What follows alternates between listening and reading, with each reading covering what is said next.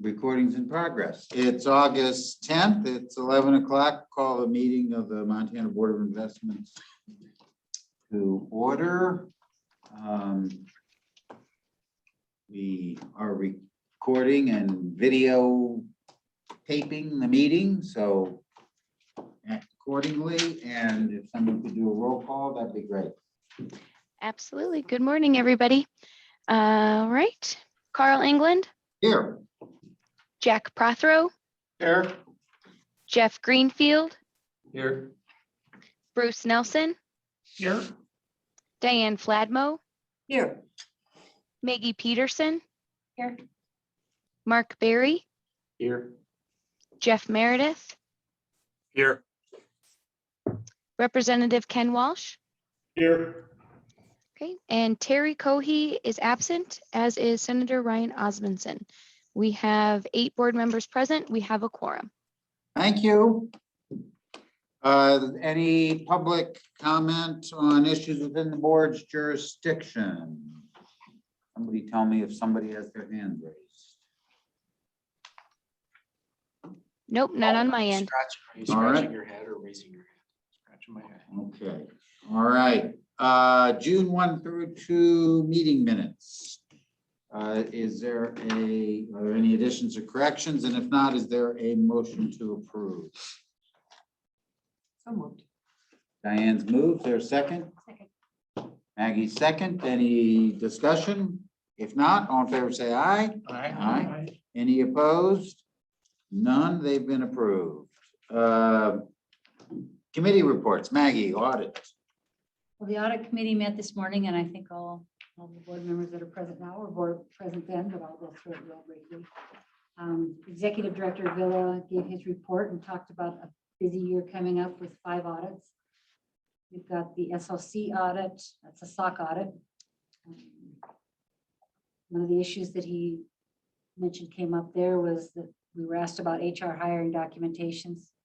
And because Commerce was doing ours early on, they were asked for theirs, and some of them were not available. And then Board of Investments took over the HR function, I believe sometime late last fall, I'm not sure, maybe October. November. We also have an legislative audit division financial audit coming up, and there will probably be some compliance issues to deal with during that. And then we have 3 CARES Act funds audits. Department of Commerce, that'll involve the Department of Commerce, Board of Investments, and the Governor's Office. Julie updated our audit checklist. She spoke to some of those same audits that Executive Director Villa mentioned early on. We have an RFP for GASB Consulting Services that was released in July with the tentative award dates in October of this year. They sent out the STIP government letters to local governments, and there were, I think, 211 of those. These will all go out at the end of the month. Excuse me, I should have said that first. They'll be going out by the end of the month. And there were also letters that went out to the state agencies, and I believe there were 384 of those. Those letters go out to make sure that the authorized representatives or delegates are correct on our records, and that the bank name and account number is still correct. So I think that was pretty much my update. So. Okay, any questions? And there's no action items, right? No action items. All right. First time ever. Anything from anybody before we move on to the loan committee? If not, Jack. Loan committee met earlier today. Department of Natural Resources and Conservation had 2 intercap loan requests. One was for 3.9 million interim loan for its drinking water state revolving fund. Loan committee approved that. And then the second one from GNRC was a request for 3.8 million interim loan for the water pollution control state revolving fund. That one again was approved. DNRC is a longtime borrower from Board of Investments. We've got a good working relationship, and Those are great loans that have always worked as they're supposed to. We had a longer discussion on changing our intercap program. We call that an intercap modernization. In effect, what we're doing is changing who is going to purchase some bonds with intercap bonds and how intercap will price those and all kinds of other issues. We do have a motion that needs to come before the full board as a recommendation from the loan committee. The loan, we're not formally approving the whole process today, but we do need a motion from the full board to authorize staff to work with bond counsel. Our bond counsel is Dorsey and Whitney. And we're authorizing staff to, working with them to prepare the necessary documents for the board's adoption at the October meeting of this intercap update program. So as a motion coming from loan committee, I'd make that motion to the full board to approve that authorization that I just read. Thank you. Is there a second? Second. Okay. Any further discussion? As Jack said, we talked extensively about this during the committee meeting, but anybody want to add anything now or questions or anything? If not, all in favor of the motion, say aye. Aye. Any opposed? None. The motion passes unanimously. Comments from TRS and PERS board members. Jeff, you want to go first? Yeah, TRS? TRS, we met last week. And we are really on a 2-year cycle for strategic planning. Every 2 years, we spend a significant amount of time updating each of our meetings. Of course, we talk about the progress, but our entire meeting last week was about strategic planning. And so we're going to continue to upgrade and update our electronic forms that members can use. And we have also approved the addition of an internal auditor, as Impera had in the past. And so hopefully this month or next, we'll add that staff person. That updating the electronic forms always goes smoothly, doesn't it? Okay, any questions for Jeff? Anyone? If not, Maggie, PERS? Okay, PRS, the Impera board met on June 10th, and we had an audit committee meeting on the 9th. I'll go through the audit committee meeting information real quick because I think it should be of interest to this board because it does impact the stability of the pension plan. He audited 16 employers during that time frame. 6 of those employers had no findings at all. There were 10 that had 1 or more findings, and those findings were interesting. As usual, the number one issue is that employees who are not required to participate in PERS because they don't work enough hours are not being offered optional membership. 5 employers were found to have that issue, and that impacted 21 employees, and many of them have since then signed up as PERS members, which is good for them. So they have an option to participate. Yes, they do. And what's interesting is if you don't offer them that option when they're initially hired into those part-time positions that aren't eligible, if they later become full-time, they can go back and say, I was never given the opportunity and somebody has to buy that. I would start to get that until I implemented giving everybody that optional form. So there were 2 employers that were paying employees monthly cell phone reimbursements at a flat rate without reporting the amount as pensionable. So if you're paying for a cell phone at a flat rate, it's pensionable income. If you're actually paying it based on receipts, it's not. So that was a new issue that had just come up. I'd never heard of that one. There were 3 employers that had outstanding late fees for filing their information late under the new system. They have an opportunity to ask for a waiver. One of them had, and that amount had been waived. There was 1 employer that had 2 invoices for pension contribution adjustments that were past due. That amount has since been paid. There was an issue where employers, this is an interesting one, retiring from one retirement system were hired by an entity that had another retirement system, and people were questioning whether that was legal or not, and there were no findings because it is allowed. It was suggested to the employer that have this situation going on that they have a written policy for clarification of how to handle those situations. Kyle Hartsey, who is our internal auditor, presented his audit risk assessment plan, which included areas of that he was going to be looking at: employer payroll, census data, payroll data for working retirees, benefits and refunds. Some of those are internal issues from PARA or PRS. Those are probably the benefits and the refund issues. As part of his plan, he discusses the inherent risks and controls associated with each of those areas. So, in addition, Kyle presented his list of 53 employers that he's going to be auditing in this fiscal year, in addition to some internal audit issues that he was going to be examining. We have a board meeting tomorrow afternoon, not a board meeting, but a audit committee meeting tomorrow afternoon. So there'll be more to report next time. He looked like he had quite a few employers on that list. The general meeting, of course, we had the pleasure of Executive Director Villa coming and presenting the status of the pension trust. It was nice to have a positive meeting with the returns and stuff that we experienced last year. So as part of that meeting, we also had several new members so we did some general education on governance, actuarial evaluations, the DC plan administration, budgets. And on a positive note with the budgets, it looks like we're probably going to revert about 2.5 million to the trust, which is good because that'll help some of our unfunded liabilities go down a little bit. What'd you say? Okay. And we had a technology presentation. During that meeting, there were also two entities that adopted the 457B plan agreements. That was the City of Libby and Greenfield Schools.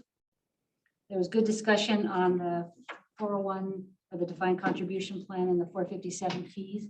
And it was decided by the board that there would be a fee holiday for the defined contribution plan from July 1st of 21 through June 30th of 2022.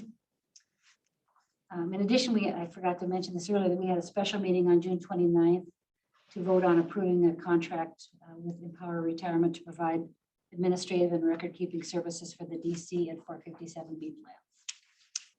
My report, Mr. Chairman. Thank you. Anything for Maggie? Representative Walsh, anything from the legislature we should know about? Not that I'm aware of at this point. So as far as I'm concerned, just still learning. And interesting about the retirement programs. And, you know, that's a big heartache that the legislature has and needs to tackle sometime down the road. And so it's good to see that that gap is kind of closing. So be interesting to see where the actuaries come in at this next time. I respond to that. Sure. So we revert funds every year because Executive Director Schwinden does it, and his staff do an amazing job of managing their funds that are available as I think it's 5% of the benefits paid out. But this is probably the biggest I've seen since I've been on the board, and that's several years. Okay. Anything else, Representative Walsh? Nope, thank you. All right. How's your air down there? It's better today. We actually can see mountains today. So it's good. It's good. All right. Okay. We turn to tab 2. Mr. Villa, sir, do you want to walk us through tab 2? Here we go. Didn't have any outstanding member requests from the prior meeting. You have the monthly snapshot, which John will go into in greater detail for fiscal year end under the investment report. Monthly website traffic is there. We also included a pursuant to the work plan memorandum from John regarding the benchmarks used by the board. We put it here as opposed to another PowerPoint throughout the system because we talk about benchmarks at every meeting. And in case anyone forgot, it's really hard to benchmark private investments and so if you have any questions. Yeah, can we have a half an hour I laid it out in the discussion? memo for you, hopefully. So any questions, feel free to ask. Budget status for prior. I have a question. Yes. Sorry. John, in your memo, I was, just happened to glance at all of these, I read them thoroughly, but then I looked at the state fund investment pool. What I don't see in the weightings area, I don't see any mention of high yield. We did not include that as yet another, we've added high yield in, but it's an optional piece, and we wanted to give ourselves the flexibility to either be in that space, and it's not a real big portion, obviously, or not. I mean, we could potentially, I guess, if it became a big enough weight in the portfolio, go back and add that in, but it's currently not. Okay, so you're going to exceed the benchmark? Not all the time. Okay. We certainly would have more recently, but there's certainly going to be times when that's going to be a drag relative to the core portfolio. Thank you.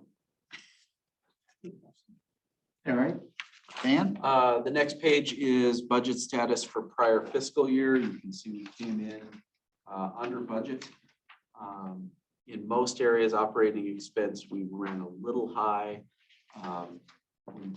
We did that. Some of it's accruals for this fiscal year where we were booking things in prior to try to address a working capital issue, which, as you all know, flows into subsequent fiscal years.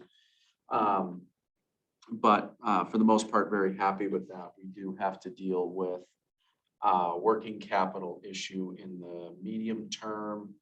We are over our 60 days, but our most recent this fiscal year report shows that we're actually ahead of budget. So year to date versus expenditures, we're ahead of where we should be because we have expenses, OTO expenses at the beginning of the year for the whole year come up in July and August.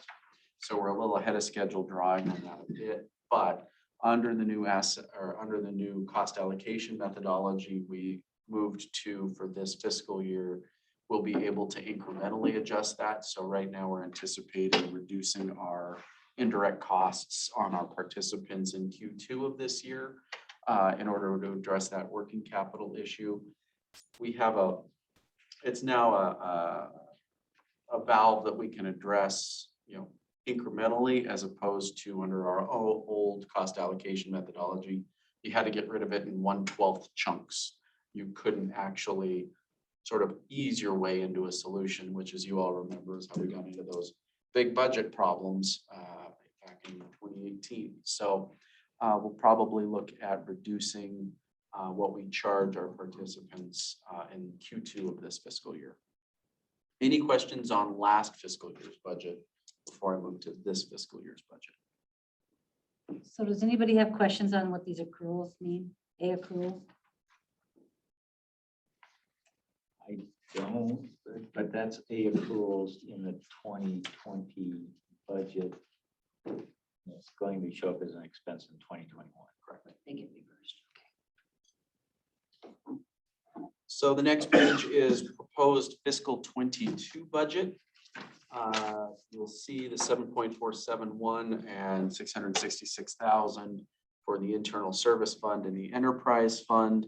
We've allocated this is the maximum amount we can charge allocated across our expenditure codes.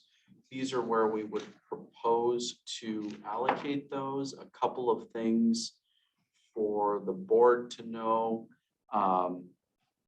One, I don't envision us charging the full amount in this fiscal year, just given our working capital problem, unless we have some very high level expenditure come up. We're going to have to do something about that in order to stay within statutory limitations, which I hate, but it's what we have to do. We do continue to pay for that treasurer's FTE at the Department of Administration. We haven't adjusted that for a number of years. That was built in, and I want want to say 2013, that we've been paying for that FTE. What's that? Yeah. That's to pay now for most of a position at the state treasurer's office because we have so much. The logic of it at the time was we have so much interaction with them, they needed assistance from us. So we provided funding for an FTE. What this budget does not reflect is the additional indirects that the Department of Commerce charges on our portfolios. So that's set by the legislature and charged by Commerce through a whole separate process away and apart from ours. This is just our operating and personal services budgets for the year. Happy to answer any questions. I have a question. So do those indirects show up on here anywhere? No, Neither the Neither of 20 or them. the 22. Okay. I don't remember seeing them. no, those are those are the rates set for them to do our payroll and conduct our HR and. So it says tongue in cheek. Common maybe question too. So, trying to look at your 21 year end, and then look at the budget proposal. Here we've got municipal finance programs, we've got investment division, but over here we have internal service and enterprise. So there's, can you, Yes, You want apples to apples? yeah. this is Sabres. I This is not, understand. so we will. Hold on.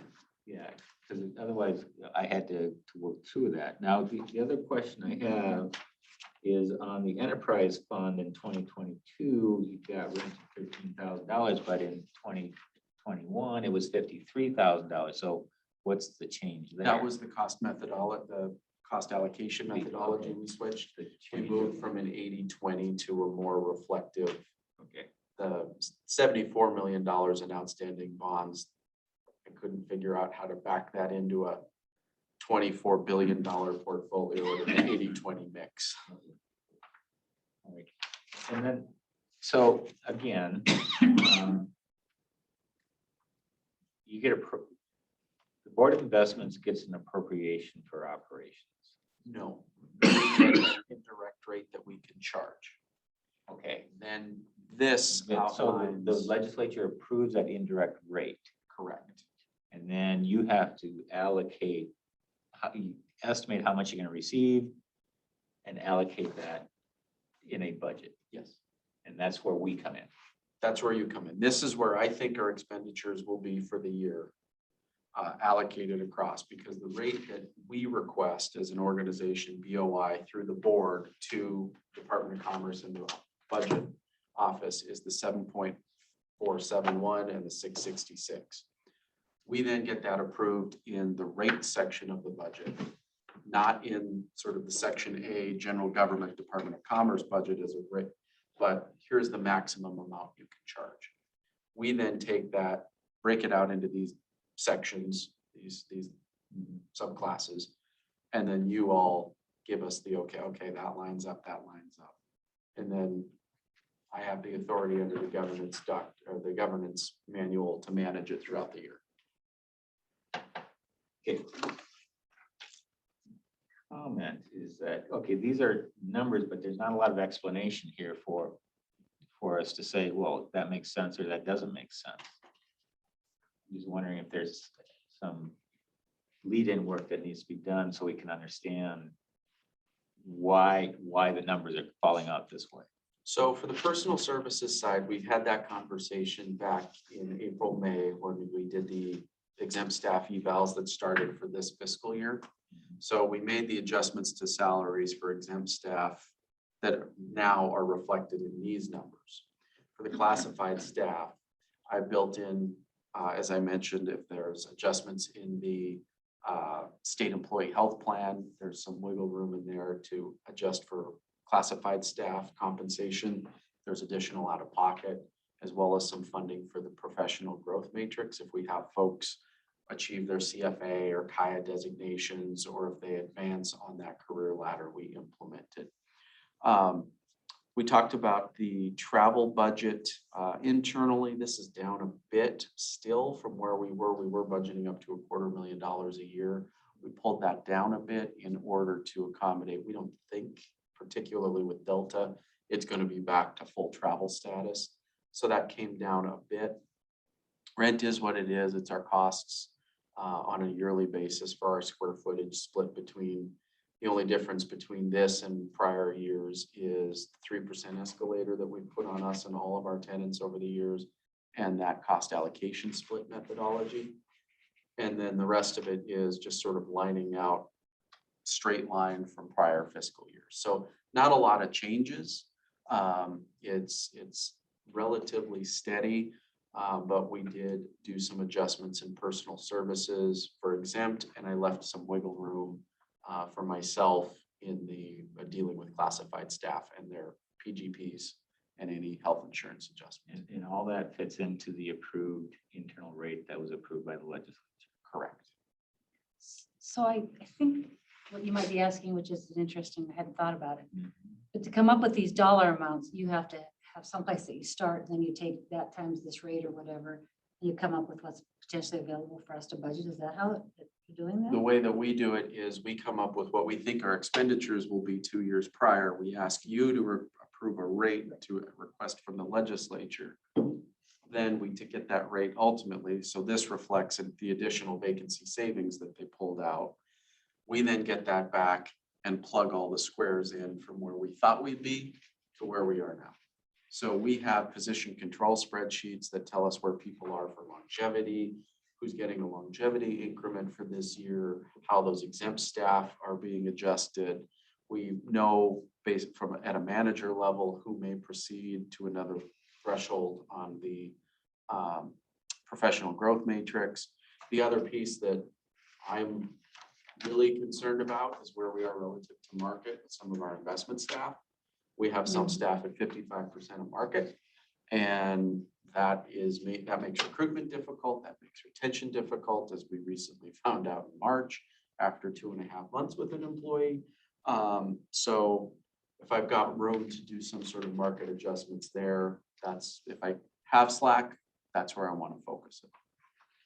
So But you approved the FTE. Right. The FTE are approved, and that's 2 years prior. So the 2021 summary is by Sabres. This is how you budget internally on the 2022 budget proposal. But the one number on both that we can compare, if I understand correctly, is actual 2021 was 8409,114.71. Proposed 2022 is 8137,693.20. You can't compare line to line the rest of the pages, but you can compare those two numbers, correct? The bottom lines, yes, you can compare, and I think under personal services, you can compare because where we have that the growth in compensation or, the other pieces, there's another FTE in for this year. The board authorized me to request 1 FTE, but no money for it. So we had to squeeze that in with an existing budget.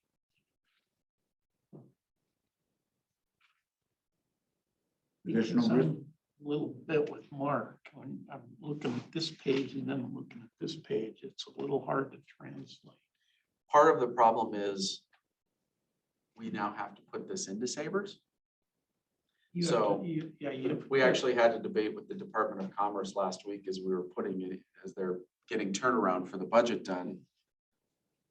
When can you put it into Sabres? So as soon as the board gives me an approval, we have what I think could be in there. Once you guys give me, okay, here's what we think it should be, then final numbers go into Sabres. So it's a bit transitory because you set the operating budget. Why are there two ways of doing it? I mean, I know why the state does Sabres, but why do we do something different? We don't use Sabres for position control because we can't. We don't use Sabres for travel expenses because we can't. So we have our approval processes and our budget tracking mechanisms. We can do high level, but we can't do, when is the longevity? We can't do budget projections in Sabres, which is what these budget proposal numbers take into account. Okay. Sabres will tell us when a longevity increment is kicking in, but it won't budget for it. We have to take that into account. But I guess the point that they're both saying, Dan, and I do understand, is that you could provide us this 2022 at the detailed level, because you guys are budgeting at those levels, Yes, and you could. yes. It's just a budget, for God's sake. I mean, it's just, but you could see that the 6211s or this, I mean, I can literally show you down to what everybody's paycheck will be. If you want that level of detail, happy to provide it, but it's one of those I'm things just that, saying, that's what they're Yeah. asking, though, is the detail is different. Mark, you're gonna get what you asked for. yeah, the line items are different because one is Sabres and one is Excel. And what we will do is update the Excel spreadsheet tables to reflect the Sabres names so that you can cross. Not a problem. So Dan, just on a super high level, no detail, would you characterize this as a tight budget, or from your management point of view, how would you characterize this budget? I'm comfortable with this, particularly with the question marks outstanding on COVID. And the question marks outstanding with what the next year could look like. And that's the next item I want to discuss, or one of the items I want to discuss with the board is the DC plans. What staffing levels will be necessary? My biggest concern from most of our money goes to our people, which makes sense. I am nervous about retention and recruitment for our analyst positions. You can look at some of our, and everyone who's an analyst, please log off right now because I don't want you to hear this and use it against me. But you can go look at peer organizations across the Rocky Mountain West and Western US. And our top end of some of our positions are at the bottom end of their postings. So I do worry about that. I worry about some of our contractors, particularly Bloomberg, and what expenses could look like there. But I think this budget, I would not characterize it as tight, because we will have to make some wiggle room, and we've got some cash from previous fiscal years in the working capital. But I don't want to set a sort of precedent of using working capital to buy down rates, because that's how we got into that death spiral of 2018. It just didn't serve any of us well. You categorize it as realistic. It's probably what I'm looking for. I'm looking, I would say realistic. I would say having the ability to slowly turn down the charges in order to get in line with that 60-day working capital is far better than 1/12 chunk increments, because that's just too choppy for a budget this small with assets as big as we have. So Dan, as we're looking at our analysts and their, can you characterize as a percentage of, based on what you know about the Mountain West area, on the average, where would be with our current salaries compared to their average salaries? Way low. 50%, 55%? Well, our market study, and Peg chime in here, but the state market analysis for the classification of investment analysts, I think we're at 55%. Is that right, Peg? Yeah, at the low end, we're down close to 45%, and then averaging about 54%. And that's part of the reason we put the PGP in, so we could show growth over time. We insulated ourselves from outright pay freezes. So we've sort of planned ahead so that in a fiscal year where everyone else is under a lockdown, we've got some flexibility based on knowledge, skills, and abilities. Just comment if I may. So, there's a phenomenon going on right now with what people have learned of COVID, they can work remotely, especially investment managers. So there could be a lot of demand that, people can move to Montana and work for big bucks from another firm. Somewhere else. So I understand the risks that you're sharing here. And, but I did calculate that based off of actual, that you get about a 10% increase in personal services in this budget. There's, we've got a, right, but the other side, that's probably where I'm gonna pull some of our rebate money from. Okay. Because that's where I've got here's my quandary. I never want a BCD money from operating to personal services before the snapshot. I hear you. So build it in there, and if it comes in lower, great, but I don't want to try to move it at fiscal year end. Budget directors love to ask why you're spiking the snapshot. Anyway, I just thought, I share your understanding of risk of personnel there. We know Putnam's not going anywhere. So we cut his salary. We'll talk about that later. Anything else? If not, we have a decision to approve the FY 2020 budget proposal. Is there a motion to do that? I'll make the motion. All right, Mark made. and Seconded. Any further discussion? Anything from anyone? If not, all in favor, say aye. Aye. Any opposed? None. Thank you, board members. We'll get that implemented. The next item, The handout. the handout. This is the 7-year review of our custodial banking contract. Started this process nearly a year ago to give ourselves plenty of time that should a transition be necessary, we would have the capacity and time to do it. There were 3 sections to the RFP. There was a technical review, there was a demonstration aspect, and then there was the cost proposals. We have gone through that process. Most of the board staff participated in one way or another throughout. So there's a lot of eyes that have seen all of these proposals. The recommendation based on the scoring of the staff is to continue our contract with State Street Bank. That decision does not come lightly, and it comes after a lot of soul searching. I think it's been, it would be fair for me to characterize it as a rocky relationship at times.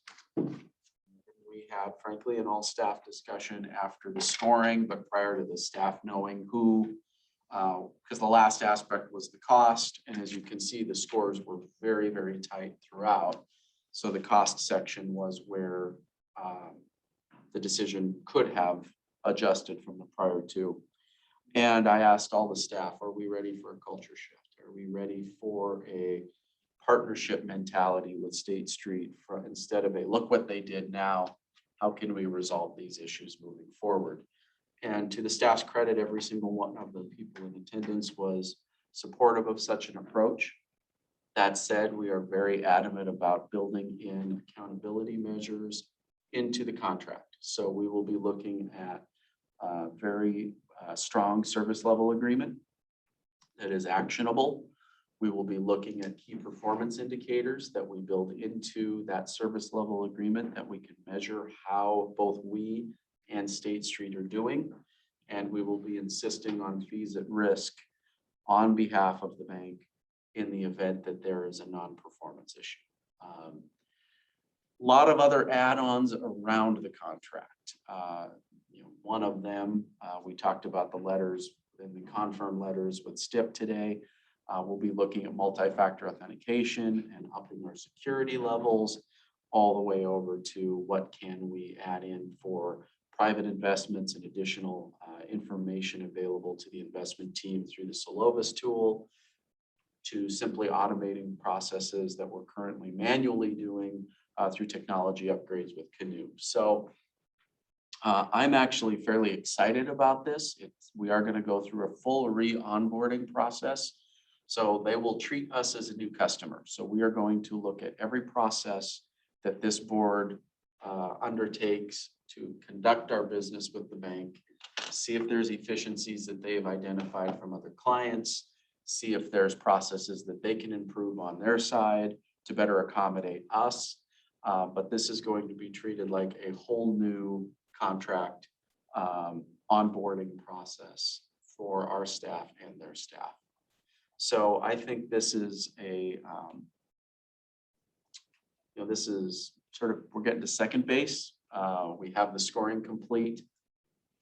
What I'm asking the board to do today is authorize me to move forward with developing that contract and those service level agreements and those key performance indicators, and then bringing that back to you for final approval. If we can't get there, then it will be my recommendation that we move to the next highest bidder. So this is not, or the next highest bidder with Boney Mellon. There's too much at risk to get this wrong. So I want to make sure we have the right contract in place. And if we can't get to the right contract, we'll do what we need to do. So happy to answer any questions about process or product. The potential for the contract not being completed, would you consider that low, high, or how would you characterize that? I would characterize it as low. Because we have a ballpark based on the bids of fees at risk. I think the service level agreement, working with RVK, as well as our peers in NASCIO and ILPA, will be helpful to develop what that service level agreement looks like. And then the key performance indicators, we sort of know what doesn't work. And that will help us get a long way toward what will work. We know what we need and want. So we just need to put that on the table.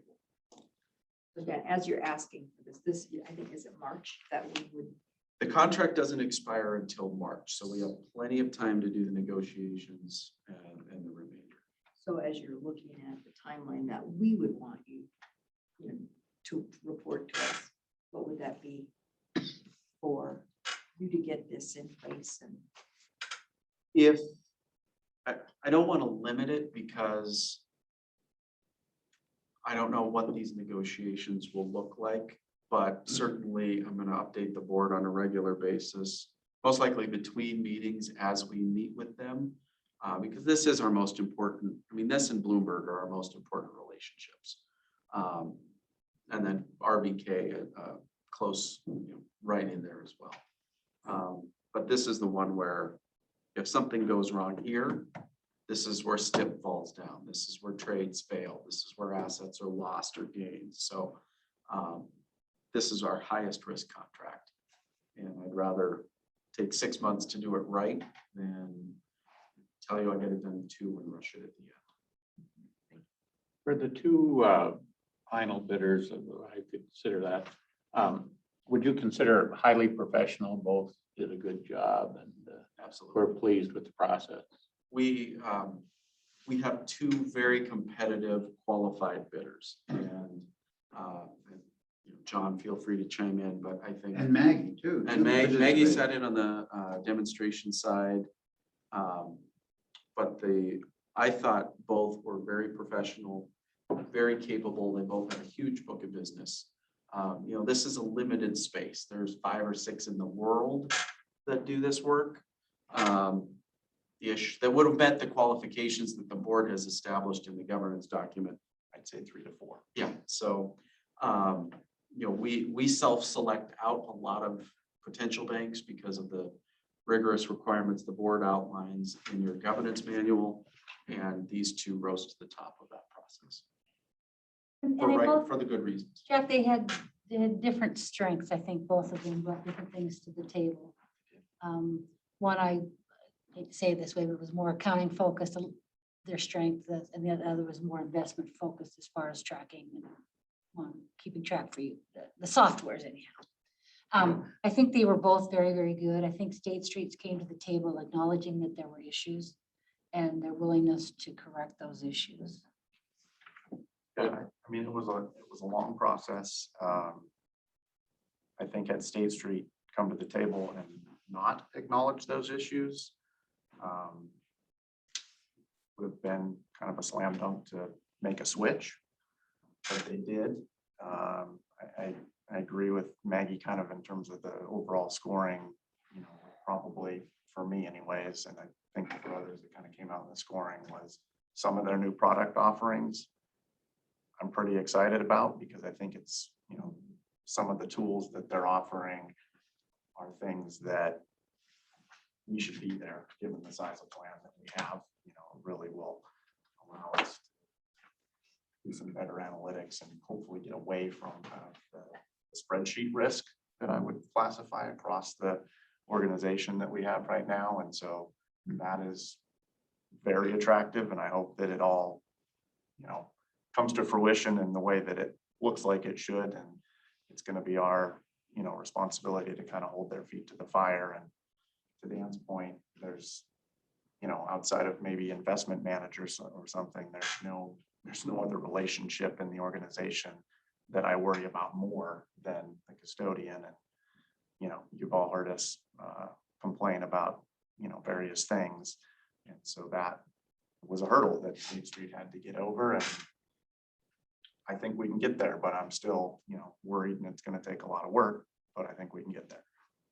And I think staff was through this process, at least the part that I was involved with, we're excited about some of the things that were put on the table and the opportunity to make a relationship work that they are highly invested in. Absolutely. Bruce, Go ahead. If, you know, if you are successful with the negotiation, of the contract with State Street, what do Dan, you and John, do you anticipate that there's anything we need to do different here in terms of board, staff, organizationally or otherwise to redo the relationship Yes, as we go down the road? I believe it's going to be a culture shift for us. We have got to make the mental click, reset, and restore the relationship. It's got to be us instead of, or it's got to be we instead of us versus them. And that's where the contract and the provisions of the service level agreement and the key performance indicators being of value are important. You know, I'm going to have a conversation with Bob Dollard, our executive rep, on it. You know, just starting out, we've got to, you know, we don't have relationship mapping. You know, who is accounting's point of contact? Who is ops point of contact? Who does John call when his hair is on fire? So we need to outline just things as simple as that to begin with.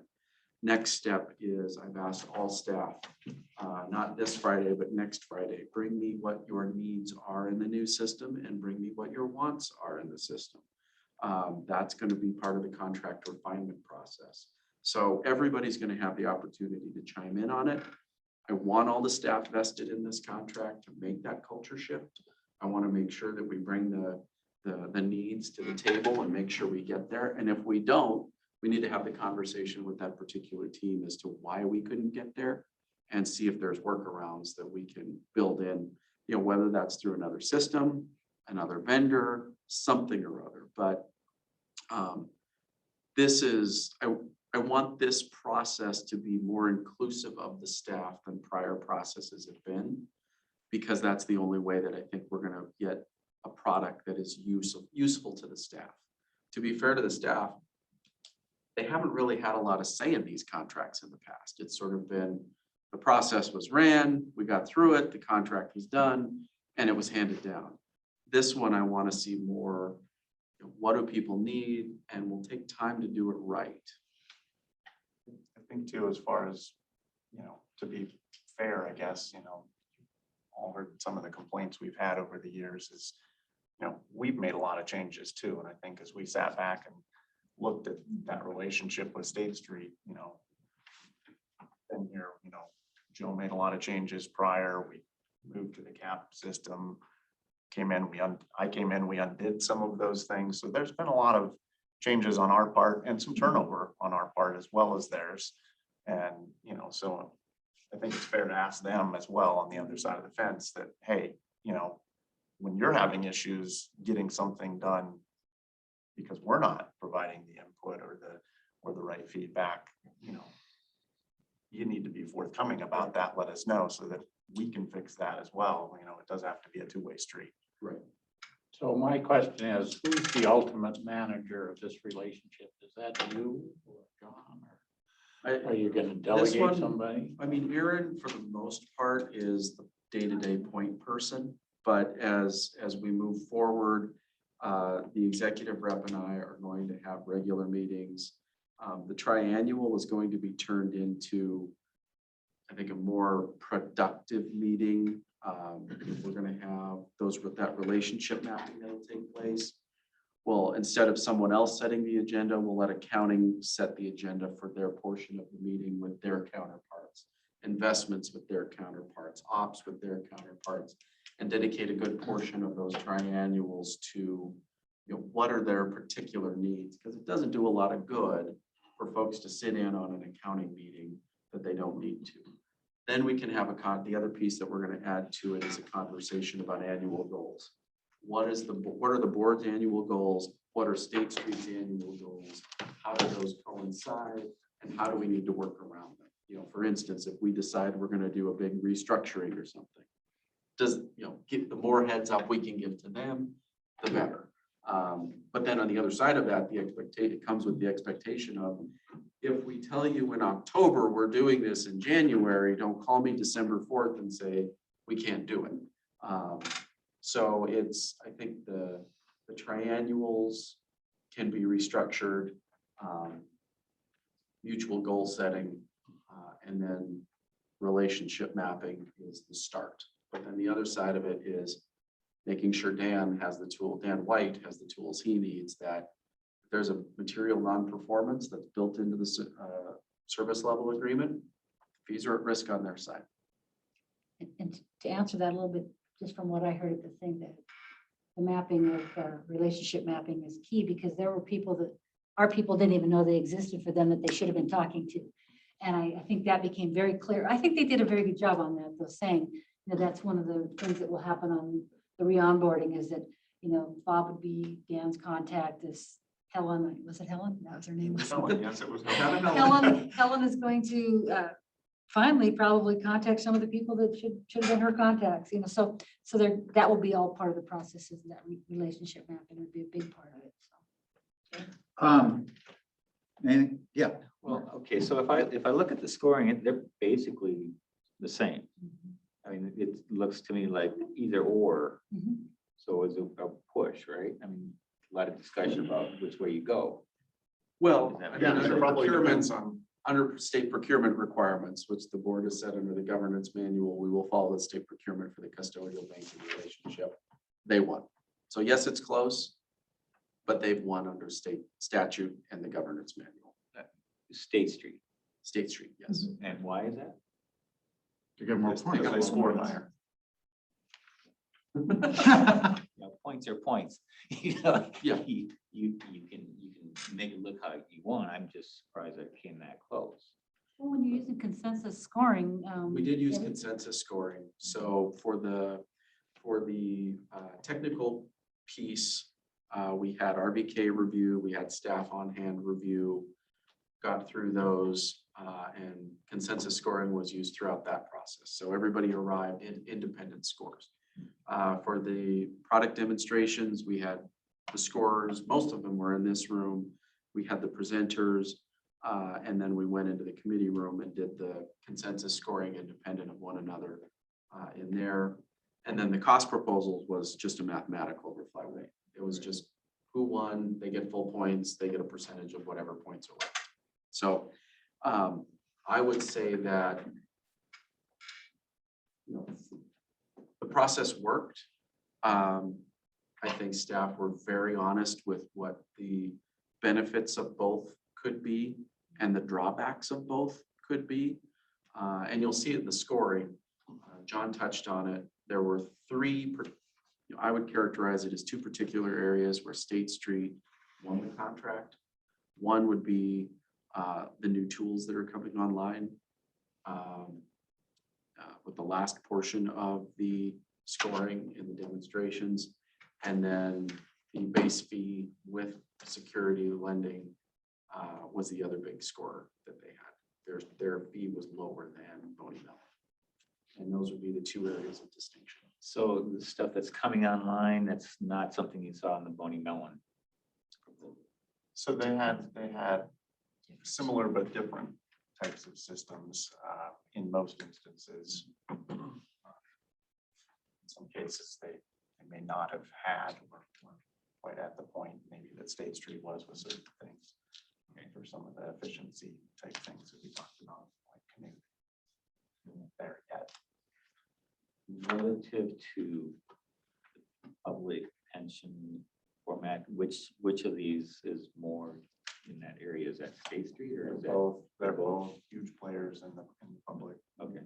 pension universe. And I'll just tell you broadly, having talked to people at NASIP or what have you at other pension plans, you hear the same types of complaints or issues regardless of who you Regardless of have. which one. So I would characterize it broadly that, there's no one option here, at least that I've heard from people where they're like, hey, we're so happy and thrilled, and somebody else isn't. And I think RVK, maybe to circle back briefly, were awesome. Jonathan and Lindsay in this process of helping us because they've dealt with this many, many times. And so they added a ton of value there. And one of the things that sticks with me that Jonathan said was, as you look at some of the services that they have, they're constantly kind of leapfrogging each other. So you'll see one maybe pull ahead with something, but pretty quickly the other one is going to see that and copy it. And so, you may score somebody. Your contract. So it's a maximum of 7. We will not do an initial 7-year contract. We would do some shorter time frame with options to extend if we get into Full it. 7 years.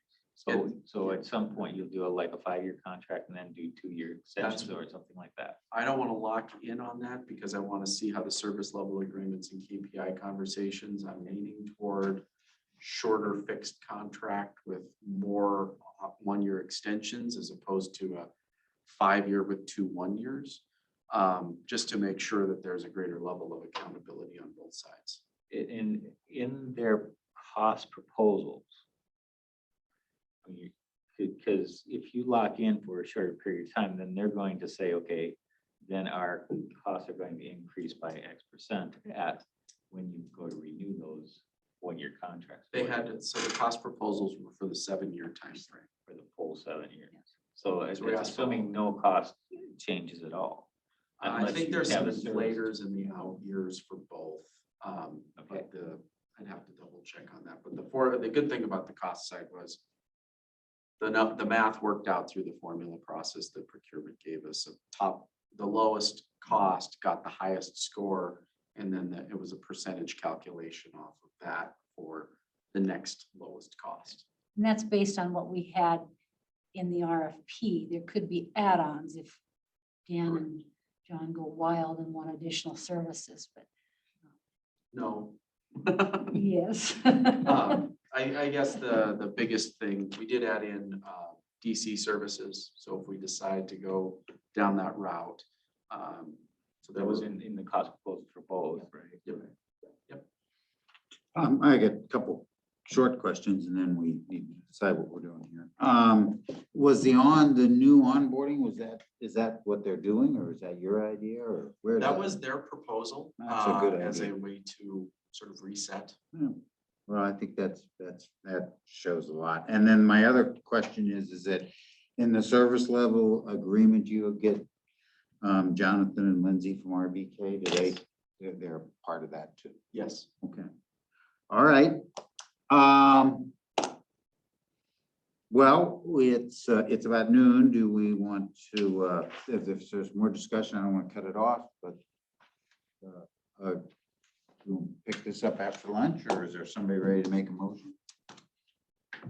I'd make a motion to approve the request by staff. Okay, I'd second that. Mr. and that request is to proceed with the negotiation of the service level agreement with RBK. And then does that come back to us? Do we have to finally? You have to, approve it? yeah, so we're gonna go negotiate for Right, before March, right.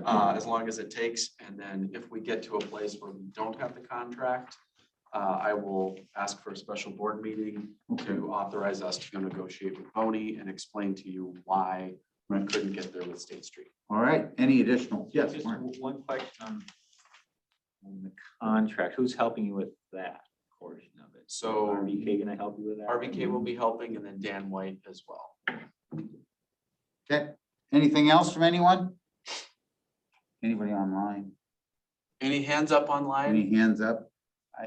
It's hard for me to see that, so if you're, want to put your hand, Just yell. yeah, yeah. Don't see any. Okay, thank you. If not, all in favor of the motion, please say aye. Any opposed? None. I note, once again, the memo notes this, but we'll note it too, that Peggy Mack did it again. So, thank you, Peggy.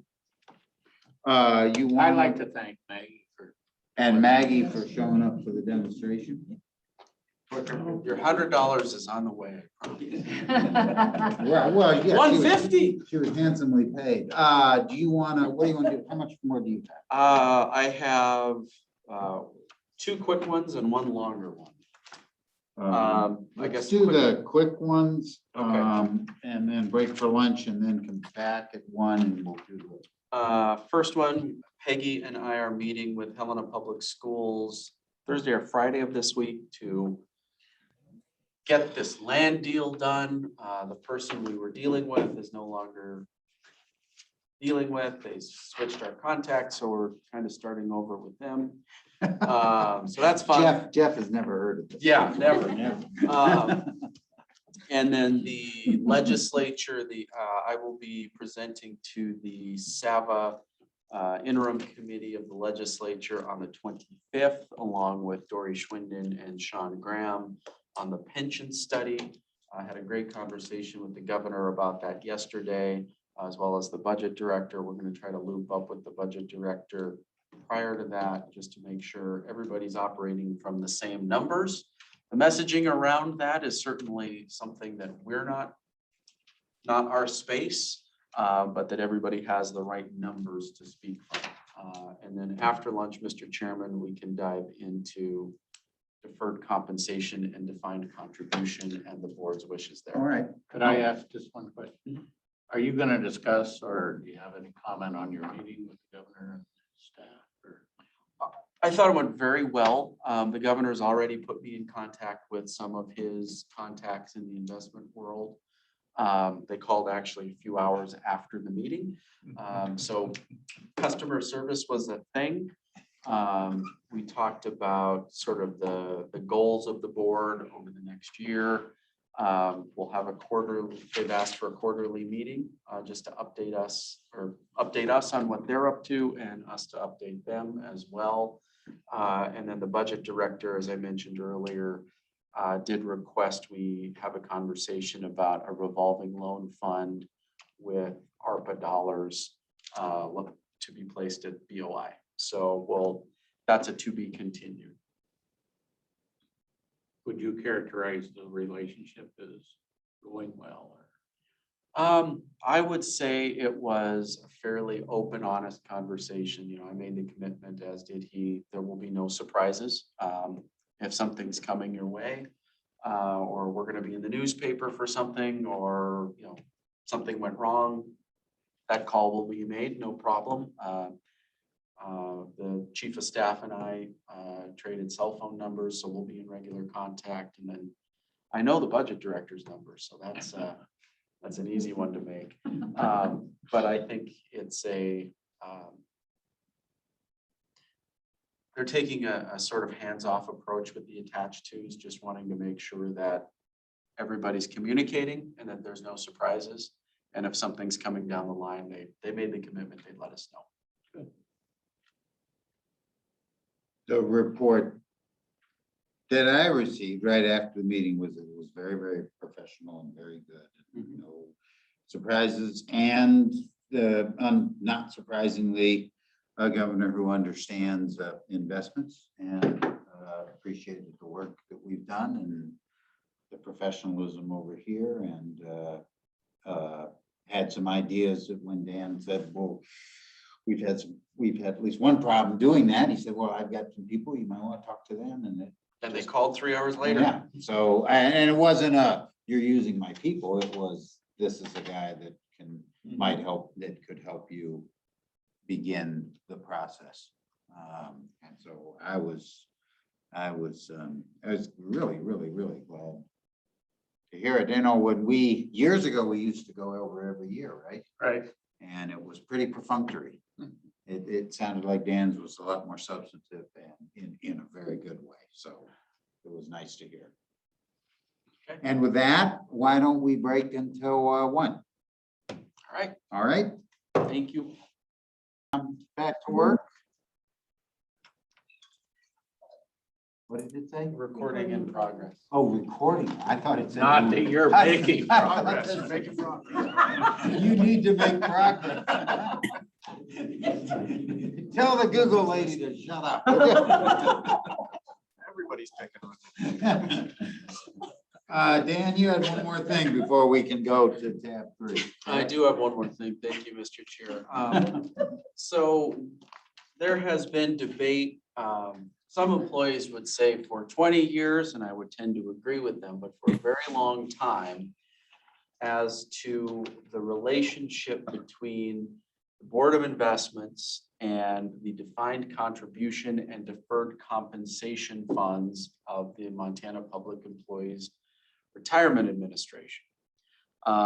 It has been a painful process to get to just this conversation, so I'm just forcing the issue at this point, because it's been next to impossible to get anybody to actually say the words out loud and then make a decision or give direction on it. So I'm seeking your direction today. We, the staff at the board, believe that we could be a value add to the Empera staff and the participants within the 2 DC plans by taking over management of the investment role currently fulfilled by the Employee Investment Advisory Council.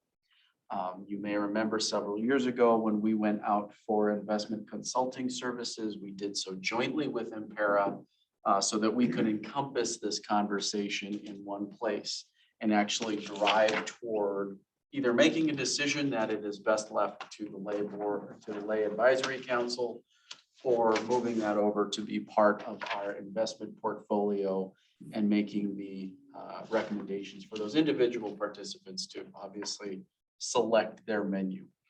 What I'm seeking from the board today is basically permission to work with the Empera board to bring you a plan to implement such a recommendation over the course of the next several months. It's one of those things that we don't really, we've talked about it for so long, we're not really sure who has to go first and who has to go second. So I'm just asking you today, ahead of Director Schwinden asking his board on Thursday, if we can proceed with putting together the plan of how that would work under BOI, assuming those responsibilities to bring back before this board as well as the Empera board prior to January 1. Kind of a very high level conversation, but I think we've socialized it enough within some committee meetings and elsewhere that it's nothing new to the board. But I'd like to A, get it out in the public arena, and B, get your permission to start working on it actively. And the Empera board wants to do the same, We haven't even talked about it at the or board. the executive? Well, okay, We the have not talked Empera about- staff wants to do the same? Yes, he will be discussing it Oh, with the okay. board on Thursday. And it's come up at meetings as far as just the questions, but we've never discussed it in any detail. How much, So it's not the board, it's the staff. how much money are we talking about? About $1 billion, just north of $1 billion. In combined, Yes, between the two. who oh, I'm sorry. No. Okay. Go ahead. Who handles the investment for the defined contributions plan? So Empower is the record keeper for both. Empower is the custodian for portions of the portfolio. State Street is the custodian for other portions of the portfolio, stable value funds in particular. What this would encompass is patriating the dollars under our custodial. Okay, that's fine. And then what's the January 1st date? That would be an ideal transition time frame of when we'd actually move the assets into sort of our space. Is there a cost benefit analysis to go through for especially the Impera board if they were to think about doing something like this? They would Those have are the to- sorts of things we need to get into. We've asked, and Dory has signed Director Schwinden has signed a contract to look at that, but we've gotten nowhere on it. We were supposed to have a report in June. It wasn't in any way, shape, or form ready for prime time. We punted it, had to punt it again this month. So it's one of those things that just getting the board's okay to go forward on this, we can start looking at those things like where do we have overlap with managers that we may be able to get relationship pricing? How will we be able to reduce costs or fees on those enrollees? How will we be able to reduce costs and fees on our members? Our 7.4 that you just approved isn't going to change regardless of how many assets under management we have. So everybody would pay a little bit less, assuming we're doing that management over here as well.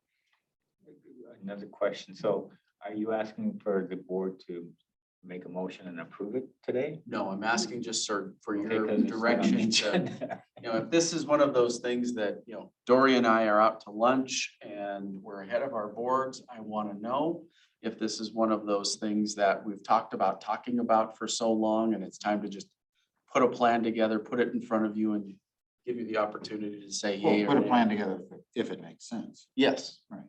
Right, and I think what we've seen and what we hear. What we hear every other year from the benchmarking study is that size matters. Mhm. And the more assets you have under management, the better pricing you get and all that stuff. So I don't see what's wrong with the preliminary discussions. I think Mark's hit on sort of the tip of the iceberg in terms of the work that has to be done, but most of that seems to me to be the Impera's work, because they're the fiduciary, right? So. And under a scenario where, we become an investment advisor or an investor, your fiduciary duty wouldn't change. You'd still Right. have a fiduciary duty to the assets under your management, whether they were DB or DC or other DC. So I don't know that it's a bad thing for you to be talking to them about, is this a good idea? That's what he's asking, isn't it? Mr. Chair, I'm going to make a motion that we approve the work that needs to be done to explore information, and you can probably frame it better than I'm framing it, but to move forward gathering information so that we can come to a decision, or they can come to a decision in time for January. So we'd have to move pretty quickly. I mean, it could happen later as well, but can we get the information? I think, so getting the information and getting a plan together, I don't think will take us all that much time to patriate the assets, to get them over. What will take time is figuring out what the menu option should be for the individual participants that make sense. We know from prior work at Impera that there are a lot of offerings. You have a bunch of options that have less than 1% of the assets under management. That that increases your costs substantially. So that would be, work of John and the investments team to look at, okay, what should this plan look like at a high level? What should the menu mix be? How does that menu mix overlay with our current managers and our current relationships? How can we leverage our big dollars with those smaller dollars, but still important dollars, to get better pricing for all of us? But I don't think that is we're not looking at anything Herculean as far as us investing another $1 billion. Particularly because there's no scenario where I'd come to this board and say, we should take over any sort of record keeping of book or none of that is no benefit discussions. I mean, frankly, we're leaning in on our two respective organizations' core competencies. Impera with benefit administration and BOI with investments. So Dan, what term did you use to characterize what we were going to do? Being an advisor, is that what you said? So we have when we went out for investment consulting services, we did so jointly with Impera several years ago. So RVK is our investment consultant and Impera's investment consultant, sort of getting to this end. Within the custodial banking RFP, we had taking that ownership of the defined contribution and deferred compensation plans under our custodian. So everything has sort of been leading this Yeah, but route. Jeff, I think Jeff's question is what the role we played, and we'd be an investor. Yeah. We would be a manager. We would be Investment a bit of the manager. We would set some parameters on what the menu of what those individual, because with the DC plan or deferred comp, you go in and pick your assets from the menu that's available to you. John and his team would be working. Currently, it's the Employee Investment Advisory Council that does that. They're a lay board appointed by the Impera board. This would up that, in my opinion, this would up that game substantially to investment professionals who are on full-time worrying about those assets, as opposed to a lay advisory council. And that just sort of on its face makes sense for everybody in that DC plan. And then getting those other data points that Mark mentioned of what's the cost benefit? How can we overlay those managers? How can we reduce costs for both sides? What do those things look like? So are you working, so all of those options that are under the DC plan now, do you work with those at all now? Not currently. So, I mean, I think there's two parts to what Dan's saying here is, the first part is, exploring whether you want to do it or not. Should you then decide that you want to do something like this, it's just bringing the assets over into State Street. That portion, that's kind of the January 1st thing, if we were to try to hit that. But again, like you said, no, that's not a hard date or anything like that. I think there's a lot there, but it's probably relatively straightforward. The process then of kind of looking at the investment accounts and deciding, what makes sense. We're not participating in that currently, but I know what the list is that they have currently. There's certainly overlap there with our current managers. It's reasonably clear to me that we would be able to offer some cost savings because we have existing relationships with a lot of those managers in scale, as Carl said. So I think there would be some savings, and there are some things we would likely, do differently, I think, over time, but that also wouldn't necessarily be something that, we would have to do right out of the gate. Well, by any means. I think So one result though might be the reduction in the options for those individuals. It might be, especially looking at, from what I've seen, certain options that are in there that are, extremely small in terms of usage by participants. So That's a clear question for all the participants from Impera. right.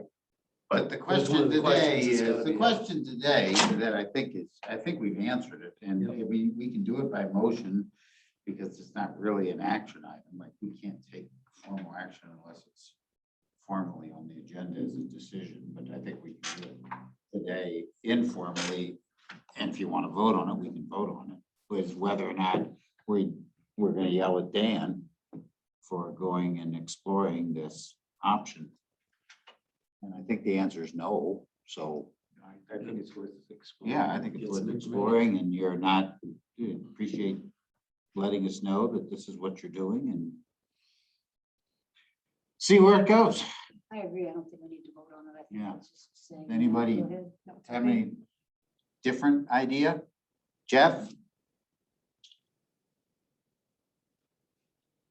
want to make sure we got heard from all the board. I agree. What's that? Good, Jeff? I agree. Okay, Yes. all right, Okay. All right. We will proceed. Thank you. all right. Tab 3. Doug, you're in. All right, good afternoon, Mr. Chairman and members of the board. I'll review the commercial and residential loan portfolios that you have in front of you. As of June 30th, the commercial loan portfolio balance was a little over 192 million. That represents 108 loans. We've got 6 loan reservations for a little over 18.7 million. And 9 committed loans for a little over 18.1 million. The commercial loan portfolio, when we exclude the Veterans Home Loan Program, the multifamily coal trust home program, and the intermediary relending program, has a yield of 2.62%. And we have 0 loans over 30 days past due. So nice clean portfolio. The residential loan portfolio has a balance on June 30th of a little over 2.3 million. And that's 66 loans with a yield of 6.24%.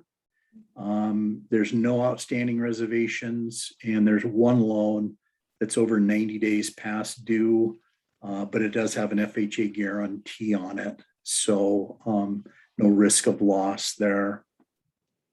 And then the Veterans Home Loan Mortgage portfolio has a balance on June 30th of a little over 46.6 million. And that's 269 loans. And the yield on that is 1.73%. There's 8 reservations, a little over almost $2 million. And the projected yield on those loans is 0.96%. There's 4 loans over 90 days past due. And those loans have a VA guarantee on them. And so the risk on those as a loss is very minimal. The multifamily coal trust home program has a balance on June 30th of a little over 5 million, and that's 4 loans. And the yield is 2.65.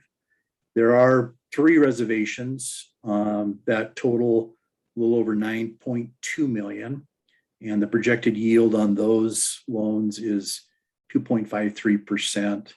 And there's a little over 500,000 remaining available out of their $15 million allotment once the reservations are funded. And then lastly, the intermediary relending program, or IRP program for short, reflects an outstanding balance of June 30th of a little over 4.7 million, and that's 37 loans, and the yield is at 2%. There is about 653,000, a little over that, available to advance. And then we have 2 committed loans that total $750,000. And there are no past due loans in the IRP portfolio. So with that, I would open up with any questions that anyone might have.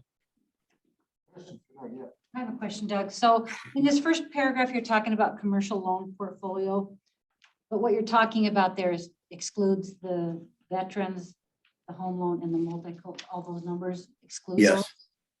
I just want to make sure because I wasn't sure till I got down to that. Okay, Thank you. anything else? From anybody? Jack, you want to give Doug a hard time or not? No, Doug's been nice today, so. Thank you, Jack. All right, thanks, Doug. Thank you. Nice to see you at least. All right, tab 4, the bond program. Louise, I guess had to catch a plane, so you're gonna pinch hit for it? Sure.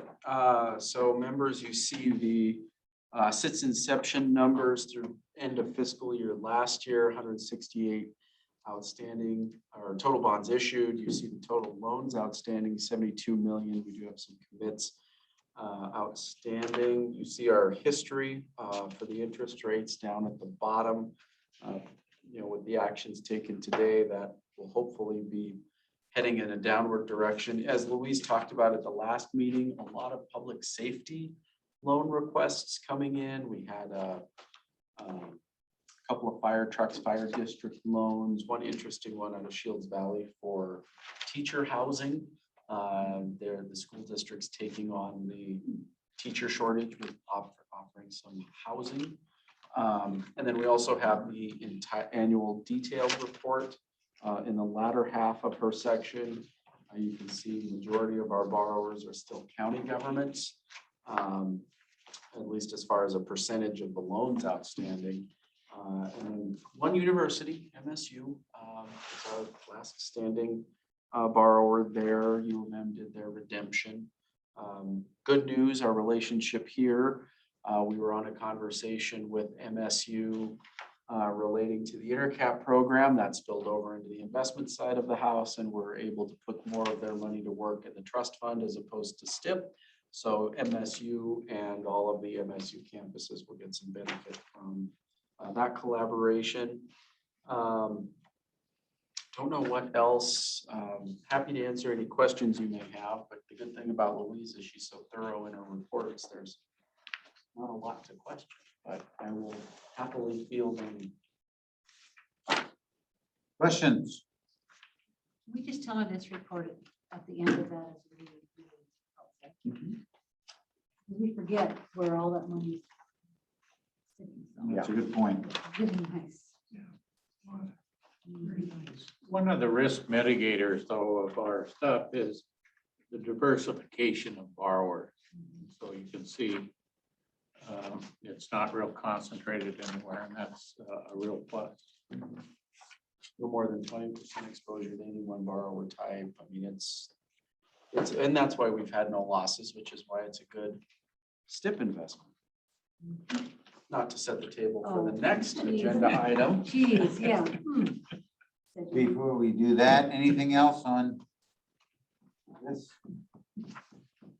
It's interesting. Wilsa is doing the teacherage. Have they done, I don't think they've ever had it before. No, mostly they're on the reservations, but Yeah, it's a little surprising there, but actually listening or reading the sale of some of those ranch properties there to, you know, the people who own Big Sky property, and my gosh, nobody could afford anything there. yeah. So I did. Well, you know, my son was in Livingston and they poached from Wilsaw and then Yeah. Bozeman poached from Livingston. So it's just that. So it Most of looks the like they're, schools that I know of are actually kind of have been doing away with their teacherages because it just doesn't work. Again, most of those were on reservation schools because they weren't close to larger towns. interesting to see if we get them back. now. Those are a lot of disrepair for sure. A lot of issues. Okay, I think there'd be more. Actually, I would expect to see more schools try that approach. But Gotta have the money. It's Yeah. maintenance of the space. it is, yeah, it's hard, but more and more, I hear more and more complaints about people just not being, at Lambert, for example, they've had one for years. Yeah, but they have Because they- taxation. Reservation They do, schools don't yes. have taxation. No, it's different. I think it's Way different. different. I expect more in other school districts where they're trying to do something to help teachers because it's impossible right now to live in those communities. Where they like to live and work. well, I would certainly encourage Duly noted. it. All right, tab 5. STIP investment policy. Revisions. John, Thank you, Mr. Chairman. If it's all right with the board, I will kind of approach this from a very STIP-only standpoint at first, and then we can throw it open to a broader discussion if that's all right. Recently, the InterCap program approached STIP with an interesting investment idea. Didn't quite fit into the policy statement. We're going to ask for a change so that it will fit in the policy statement. The particulars on this is it would be a maturity of 1 year. Would expect that could be extended for a year as many times as we would like upon mutual agreement between STIP and between InterCap. Fixed rate for the 1 year tenor. Currently anticipate that would be a 1 year T-bill plus 10 basis points. The it will be drawable. We expect something like a $70 million initial investment, but give Intercap the ability to draw down more than that, up to a max of 120 million. It will also be callable in that in whole or in part. If Intercap wants to pay down that, then pay it down during the 1-year term, they're allowed to do that.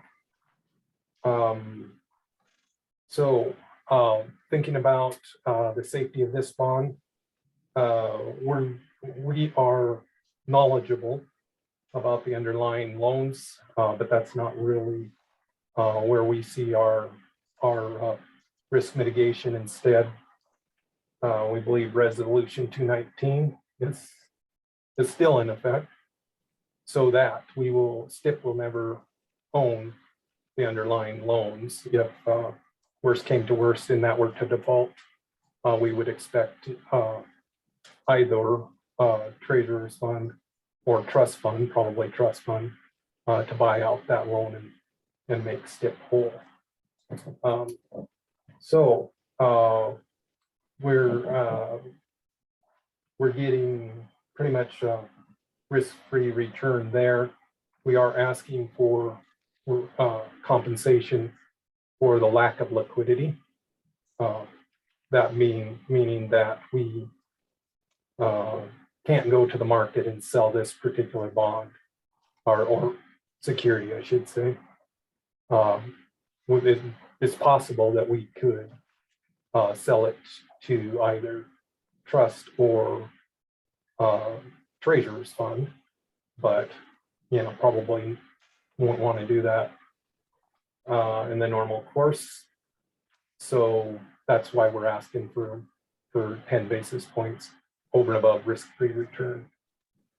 Additionally, we would like to waive the rating requirement for this security. I don't see that the rating agencies are going to give us any particular insight that we're unaware of on this bond, and it would be expensive for Intercap to maintain that rating. Happy to answer any questions and discussions. Yes, Mark, sorry. So in this, if we were to go with this bond program, whatever bonds Intercap puts out, STIP would purchase up to 120 million. Yes. They would be able to draw, yeah. Okay. And where's the 120 million stipulated at? It's not in this IPS. The 120 is stipulated in the STIP or in the Intercap docs, not within the STIP document. Okay, so it's a hard number in the Intercap. In the Intercap limitations the board has placed on Okay, it. so we don't have to worry about STIP getting deluged with more than 120 million of bonds.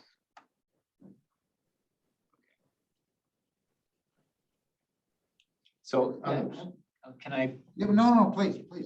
are the Intercap bonds currently rated? They are currently rated. Okay, but yeah, under this new program, they won't be rated at all. Correct. Okay. We don't know what's in there. We're not doing our job. All those teachers were apparently going to be building. Yeah, apparently. Mr. Chairman, thank you for your indulgence. I'm done. Not that there's anything wrong with you. So that was my question, where was 120 million? Yeah.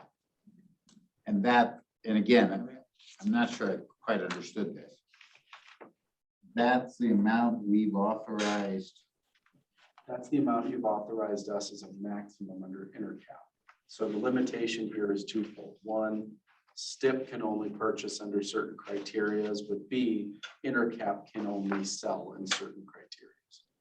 And that's a hard number in Governance manual. That has been approved by this board. This board has already. And we don't approve that annually.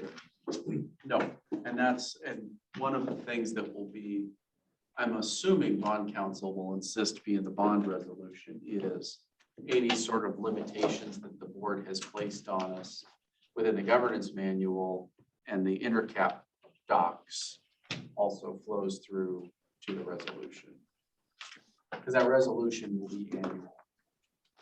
What, To be clear, which we haven't- resolution? to put bond resolution, we're close to that 120 today. So in theory, it's in behind tab 7 in the new. In the, well, we still have to talk about that today. Right, but it's in here somewhere.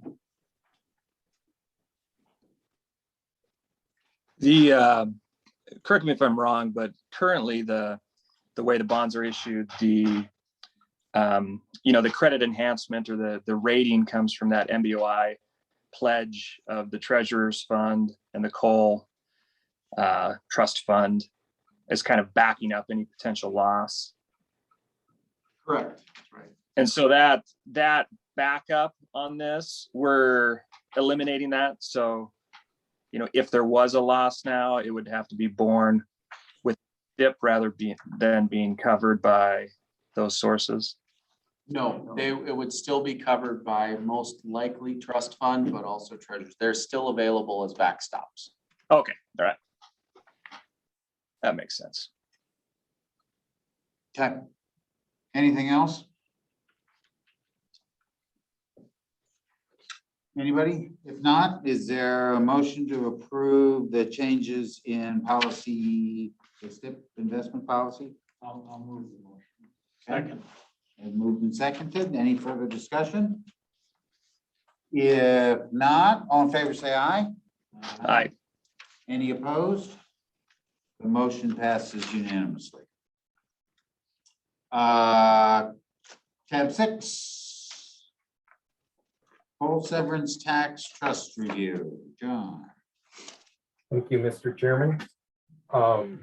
Looking at the first page of tab 6, I want to refer you to the table that's printed in microdot there. Sorry about that. You can't be fixed income without going into gloom and doom, but I would like to look at that second to the last column on the right and point out the obvious trend of falling coal tax revenues, coal severance tax revenues. Currently, I guess I would expect that to continue as coal usage in the state of Montana for electric generation falls, with unclear whether or not we'll make that up with exports. So the point of that is that we can expect participants to notice declining revenue. In the past, while the trend of lower rates has been a long-running phenomenon, a lot of that was offset by increasing investments, so that participants got a bigger denominator, if you will, although their numerator, the interest rate declined, so that the absolute amount of cash they were receiving wasn't declining particularly fast. So a couple of factors is that now that we're no longer building that basis as fast, and given that the basis is relatively large, given income, they're seeing absolute dollar declines. So we can expect pressure going forward from participants for increased earnings. Going on to the next page, this is a chart that Sam Schaefer over at LED puts together. Shows a pretty good breakdown of how coal severance tax dollars work. 50% constitutionally mandated to be permanent. Legislature gets some discretion as to where that permanent money goes. And you can see in the I'm going to call it Texas burnt orange, colored, those are the permanent funds, the constitutionally mandated permanent funds, if you will. The ones currently receiving dollars are the Big Sky Economic Development Fund and the School Facilities Fund. Additionally, I'll point out that the names have changed as you know, to the Montana Coal Fund as opposed to the Trader State Fund. They are additionally on that right-hand side, you can see some funds that are both some funds that are operating and some funds that we treat as permanent funds, but are not constitutionally mandated as a permanent fund. So a few of those that we treat mostly as a permanent fund would be number 13, the State Parks Trust, Cultural Trust. I think that is it. The other ones are mostly made up of STIP accounts. So real brief, but any questions on the coal tax severance funds? Who does the accounting for? So I'll give you a little added history. So that orange on the left-hand side, we restructured how that cash flowed when we did the pension fixes in 2013 and sunsetted all of the infrastructure funds in order to have that coal revenue flow over to be the supplemental contributions from or for the Impera PERS system. The rating agencies then came back and said, well, we don't want coal revenue flowing in to fix that because that's a declining revenue source and it'll put your pensions at risk. So we switched that out to be general fund revenue. And at the same time, that's when that school facilities account got the 75% allocation that was previously general fund going to the outside. This is a pressure point from the legislature and the administration. It came up my conversation yesterday with the budget director. There's the cash, and it's actually the topic of a study resolution by the legislature over this interim. Back to the constitutional question of whether or not the trust funds of the state should be eligible for investment into capital stock. So we've had the conversation, again, lightly within this board.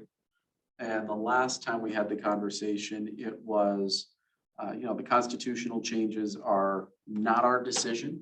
We will invest as the people in the legislature direct us to. We will simply advise, but that advice was premised on you're looking at a trust fund, at least in the instance of coal severance, that has a declining revenue stream, has a need on the outside, on the right-hand side, for actual return in order to fund those projects and those purposes.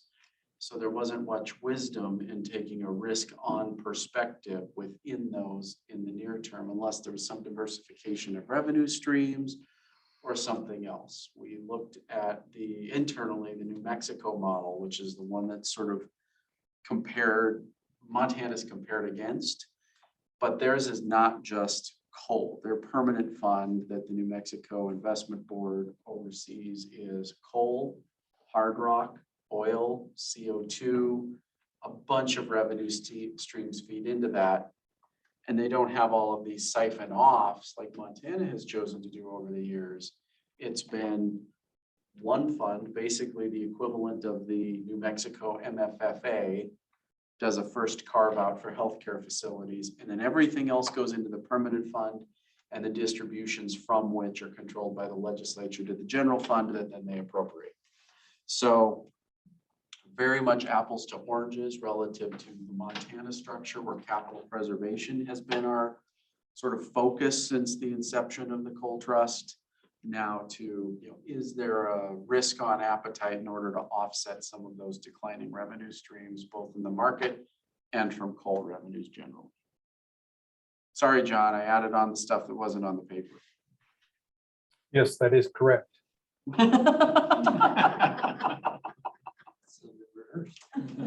So if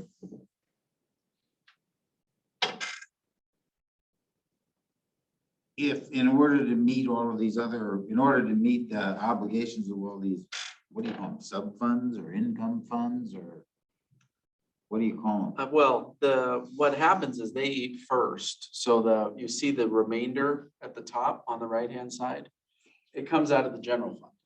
So what they've been doing is taking money out of the general fund and reappropriating it back to these areas, conservation districts and other places. Right, but, So- but in order to increase the revenue into those, then we would have to take the permanent fund and invest it in stocks, is that?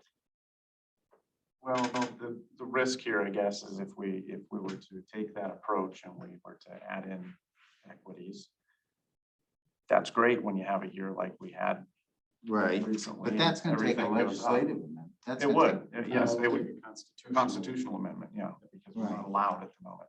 But if you were to do something like that, you have to be prepared for the volatility that's going to follow, and you're going to have years where you have a decline, and therefore you're going to have either some of these programs that all of a sudden get zero, or you're gonna have to fund it elsewhere, and how are you gonna do that?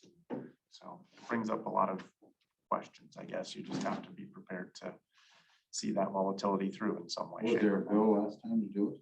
There's a study resolution that's in front of the Revenue Interim Committee that's looking at the permanent funds of the state and whether or not what the investment structure of that should be. So my input to those committees will be exactly what I just laid out to all of you, is if you decide that you want to recommend to the people that they add equities to this portfolio, you need to be prepared to structure it in a way that there will be years that conservation districts won't have any income because they'll have taken a loss that year. So you have to build in front of that, how do you de-risk that portfolio with additional revenue streams or other mechanisms so that you can afford that risk on mentality on the investment side. You know, it's similar to what you'll see with the asset liability study, hopefully fairly soon, is what doesn't come in contributions elsewhere has to be investment income. And these are built on 100% investment income. So to the extent that there isn't any investment income for that particular year due to equity movements, you've got to be prepared to absorb that somewhere else. Is part of what the interim committee doing, are they looking at making projections of the revenue in? So that the Revenue Interim Committee does all the revenue projections. The conversation I hope they have is, well, is it coal trust or should it be coal and oil? Should it be coal? Because for us, if we were to look at John and say, okay, you now have the authority to invest coal trust with equity mix, that's the conversation would be substantially different with the coal trust fund than it was with the state fund, where you had a very well diversified revenue stream of contributions in from employers with a wide base. So it's, looking at it from our side, just strictly the investment side, if you want to add that and the people of Montana change their mind on the third vote as opposed to the first two, these are the considerations that you all would have to make as fiduciaries. Because it wouldn't be one of those things that, okay, well, you've authorized us up to 25% of the coal trust can be in equities. John's not going to go buy 25% of the equities overnight in order to get the 7.5% return in order to increase the money available to conservation districts. That isn't in reality how it would work. So helping them understand what that dollar average in and what the risk on scenario would look like. So it's not a cure-all of, well, we just want more money. Well, we'll do what we can, but we're also not going to bet the farm. Right, so I would just remind the board that that is the major reason that we dramatically increased the real estate allocation in the trust fund investment pool. Run that up to close to 20% now, expect to go a little further with that. Hoping to offset decline in interest rates there.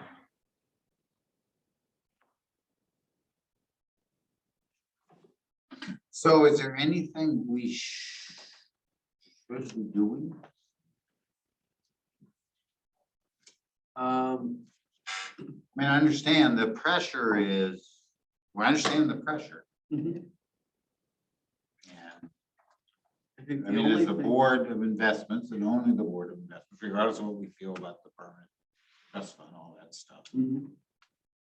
Whole development, that whole thing. I mean, what, as a board of investments, is there anything we should be doing? To react, to I think- help people help make this decision? I think John just, well, we can certainly help advise them on anything that they want to know, if they want, scenarios about how we think things might work, if they were thinking about particular ways they might want to implement something. Happy to obviously provide any advice that we can. I think, as far as what we are doing, and I think John just said it, the big one has been a push towards real estate and diversifying trust fund into some other sources where we can get income currently that is permissible under the current statutes, Constitution. There may be a few other places, I suppose, that we could, think about adding things in trust fund there, but that clearly was the big one. So that's something we'll think about, but I think it's pretty on the margin. Else that we might do there at this point. Anybody else? In terms of declining balanced, a declining piece of pie to grab from, right? I mean, it's pretty clear. I mean, the problem is there's a difference between fiduciary decisions and political decisions. And that's the disconnect is you have to be politically willing to acknowledge that the numbers are pointing downward in order to make decisions to help you maximize your investment income. We can't help people get over that hurdle. And, there may be policy decisions they can make to increase that revenue stream or do something else. That's not our place. It's really just, look, here's the numbers that we see. Here's the risk on scenario that you may be discussing and educate, but I don't know that we can't change the political winds. Okay, but then they're going to be pushing the fiduciary to come up with the money, right? I mean, is that what you're feeling? Well, I think yes, we're feeling the pressure, but at the same time, we're responding to it as we normally would. Here's your real estate allocation. Here's your high yield allocation. We're in a rising interest rate environment, so things are going to get slowly better over time. We're working with them to maximize their holdings within trust as opposed to STIP. So if you want more yield, don't put $6.5 billion in STIP. Put a little bit of it over in trust fund, and you can. So we're trying to advise our clients as best we can, but we can't make the decisions for them because that's. Because that's what you say? Because that's the politics part. Right. I mean, the legislature has to take some responsibility for looking at those. Seeing how best to allocate limited dollars. Okay. Anything else, John? Nope, thank you. What, or I guess I should ask the board, any more questions? Anything else, John? Now is when I ask you. No, thanks. All right. All right, well, now we are we are ahead of schedule. We are technically not working on the next half till 2:30, so what's the pleasure? So if we could, Mr. Chair, why don't we keep plugging away, maybe take a break after real assets and then move the new commits because they're not an action item to immediately following RBK's presentation today. And we can get the new commits out of the way and shorten the agenda for tomorrow. Since we're Works so for far me. ahead. Yeah, that work for everybody? No. It doesn't work for you? I was gonna say that's too bad, but So is Ethan, Ethan ready to go? Ethan, you're ready? I'm ready. Can you all hear me okay? Yep. Yeah, we can hear you. Okay, great. Hey, listen, before we dive in, there's one complication in my schedule. I've got a dentist appointment at 4, so I may not be able to do new commits. Well, let's do new commits before RBK then. Fair enough. Okay, You want to do new commits right now? You want to jump right to them? to new commits? Well, you know, Sure. we're already pushed you forward. You know, as long as we're screwing with your schedule, let's really screw with it. How's that? And I'd get out of that dentist appointment if I was you. Yeah. Hey, look, there's been plenty of empirical data that supports healthy teeth, healthy body. So I take good care of my ivories. All right. What do you want to do? So what do you guys have in front of you? Do you have Sterling Consumer Logistics or Centerbridge? Centerbridge is first. We have Centerbridge first. Okay, sure. So Centerbridge is a re-up. Is everybody with us? We're on tab 9. 9. Yeah, tab 9. Turns out not everybody even had Centerbridge first. We ready? You with us? All right, thank you, Ethan. Great. Centerbridge Partners Real Estate Fund 2 is a re-up for us. Centerbridge has been a strong relationship of ours for many years across both private equity, private credit, and we committed to their real estate, their initial real estate fund opportunity, I think back in 2018. They're a very high conviction real estate manager, very differentiated strategy. They take sort of a 3-pronged approach whereby they can invest directly in properties, so office or retail or multifamily properties directly. They can invest in real estate related securities. So any place in the capital stack, associated with a real estate operating company.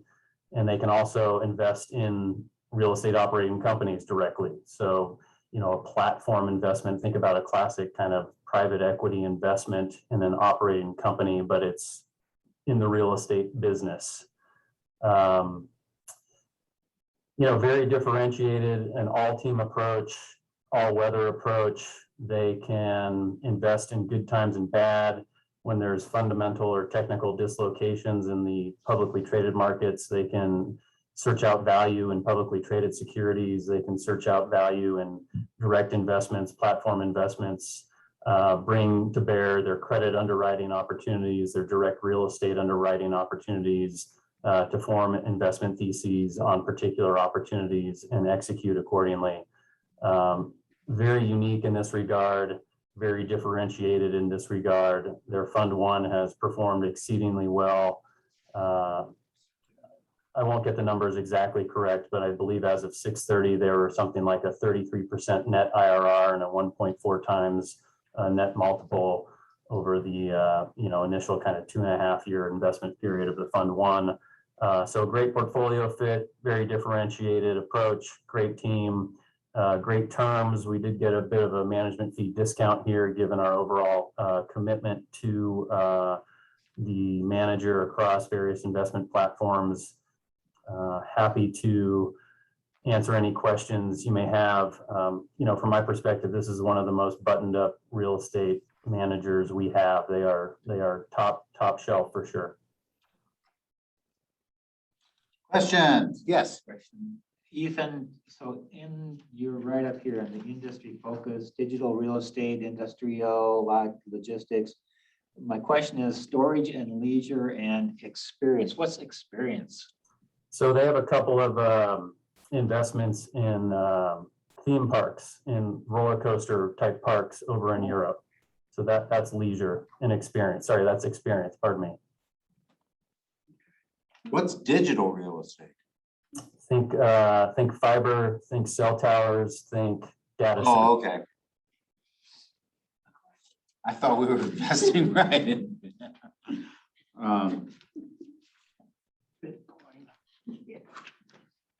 Anything else for Ethan on Centerbridge? So this is a new $50 million commitment to them. Is that correct? Yes, there was a previous relationship that we're giving 50 to in this. Okay, you got 30 in with the Fund 1, and then we're going 50 million with this Fund 2? Correct. Okay. Okay, anything else? All right. Sterling Consumers, that's next. Yes. Okay, so Sterling Organization is a group that we committed $80 million to in previous years in a single commitment to their Sterling United Properties Fund. This is a retail-oriented, grocery-anchored, infill retail-oriented strategy. Sort of retail is their expertise per se. And that's been going swimmingly. So this is with the same group, and essentially what these folks are doing is they are leveraging their tenant relationships to understand how these tenants are behaving as far as reducing or expanding or essentially vacating their current locations, downsizing their footprint and going vacant or dark in various big boxes. To source these big boxes, to buy these big boxes, and then convert them into micro fulfillment centers to take advantage of the sort of last mile, last hour supply chain logistics delivery system that is growing rampantly in the US right now. And so they will do everything from buying existing buildings to identifying spaces and doing some ground up development, which is also part of their expertise, and partnering with third-party logistics tenants, the likes of UPS, FedEx, the Amazons of the world, et cetera. Very opportunistic approach with commensurate returns. Very high conviction manager, very strong, stable team, amazing sourcing network, amazing tenant relationships, very cool strategy, and very ahead of the curve as far as innovating and being on the sort of strategic bleeding edge of institutional capital in this space. So my expectation is they'll be able to identify a number of attractive and value opportunities, build out the spaces and lease them up to these tenants pretty easily, given their strong relationships across the board in the retail and space. They could even partner with grocers on a sort of a cold storage grocery delivery perspective. Happy to answer any questions. Vertically integrated company, so consistent with sort of our current philosophical bias towards vertical operators, integrated operators. So explain, so we got a commitment of $50 million, but up above it says target investment size 2 to 15 million per Investment. That's for them, yeah. That's their investment size. Okay. Yeah, that, I always have to look at that 2 or 3 times. So. Okay. Yeah, Bruce, did you have something? Yeah, so I'm still not quite clear on what a micro fulfillment center is. I hear about them on the news and I read this, but can you give me a little more concrete picture of what that actually looks like, what it does? Sure, happy to. So concrete example, Bruce, when I was underwriting this opportunity and did diligence, I flew out to Chicago and met with Sterling, and we toured the initial asset that they have since acquired in the fund.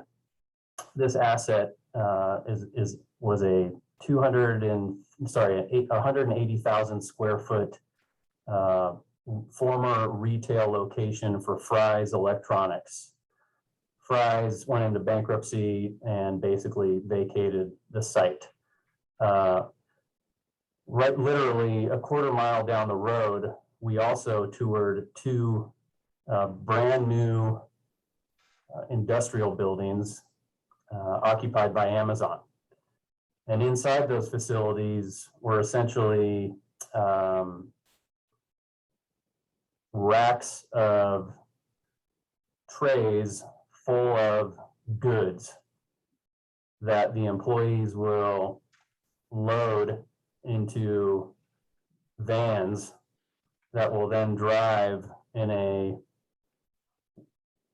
call it 30-mile concentric circle around this distribution facility to deliver those goods to customers who have ordered those goods through Amazon.